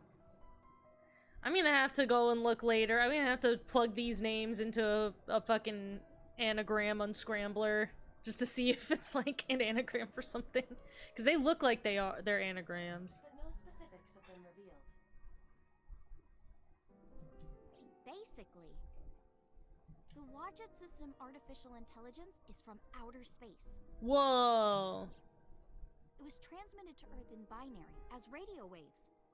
They were caught by the space dev team at Elgorg. And when they decoded it, they found that it was a truly incredible source code. It was just sent in binary? Just straight up regular binary? That's the code they used to create the Wadjet Gracious. Is this true, Iva? It is patently ridiculous. Okay. In geosynchronous orbit around the equator, longitude 100 degrees east, Oh. there's a satellite. Okay. It's about 150 feet long. Quite big for a satellite. True. Most satellites are between 5 and 10 feet long. The International Space Station is roughly 330 feet long. So this satellite she is describing is about half as big. It's always in the same place, and there's no doubt that it's man-made. But by who? And when it was launched, no one knows. Also true. The first to discover this satellite was a space advocacy group in Japan. Discover. It was on the news for a short while. No one could identify it precisely. Most people thought it was some secret US military satellite and that was it. But that's not the truth. X00639 is a super-powered radio transmitter. Radio. Just radio? But it's not complete. It's still being built. And that's what they're trying to do. That's what Wadjet wants them to do. I'm having a hard time identifying with the usefulness of a very powerful radio transmitting satellite. What that would be useful for.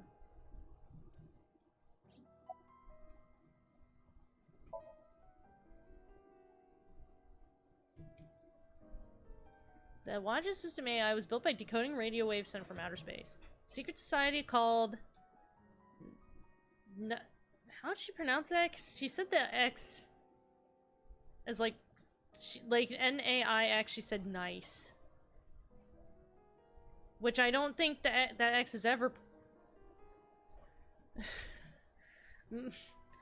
They know the secret of the Wadjet system and obeys its will.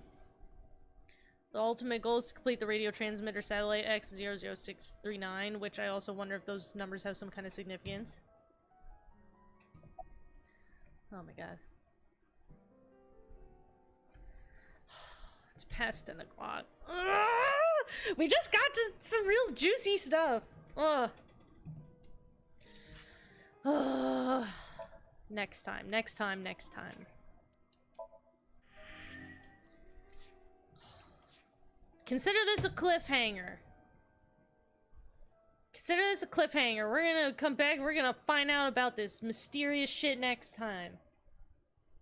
Oh. Oh. God, it's gonna be hard to wait a whole week. It's interesting. Not fair. Oh well. But that's gonna have to be it for today. Next time, baby. But I appreciate you guys hanging out and talking mysterious stuff with me. Later on, after the stream, go and sit in the most quiet room in your house and then turn on some running water and listen to see if you can hear your name. Just saying. We'll pick this back up next Thursday at 6:30 p.m. Eastern Time, like always. But if you just cannot get enough of me and my bullshit, then I recommend following me on a social media platform. I have a few listed right there, up there above my head, and even more listed in the Linktree link below the stream. I've made every social media website there is, except Blue Sky. I don't have an invite for that one. But I'm on co-host now. I'm on Itaku. I'm on Pillow Fort. You can find me at fucking all the shitty little social medias that nobody's using. I've been on Mastodon for like years now. So you can find me literally any place that you want to follow. I'm there, baby. Anyway. Oh yeah, and I'll say this. Tomorrow I'll have a real good plushie to post that's gonna be real good. A plushie that I think is a really good demonstration of my current skill level as a plush artist, and I think just a very good all-around idea of what my new plush pattern looks like. A real poster boy, I think. It's very, very cute. So, look out for that on my social medias tomorrow. I'll be posting them. Keep an eye out. And, plush commissions will also be opening up sometime in the next month or so. Like, I'm rough estimate beginning of September, but in that general, sometime in September, plush commissions will be opening. That's the general current approximation. Subject to change, but that's the current approximation. So, if you like plushies of usually anime fan art, that is what I do professionally, so check them out. Okay. Oh, I guess, one quick question. Could I shout you out on Instagram for some posts in making? I guess. Just don't say anything weird. Go ahead, I guess. Feel free. Anyone can shout me out on social medias anytime. Unless you're gonna say something mean, then don't. But if you're gonna say something cool and nice, anyone can feel free to shout me out on social medias. Okay. That's gonna be it for this week. I'm gonna stay in this cliffhanger of tension for a whole week. So enjoy that. We'll get back to it next week, alright? Oh, just crediting me for some plushies I've made. Oh, well, that's fine. Certainly. More than fine. Encouraged, even. Alright. That's it, everybody. I'll see y'all stinkos in the funny papers, okay? Bye, everybody. Bye.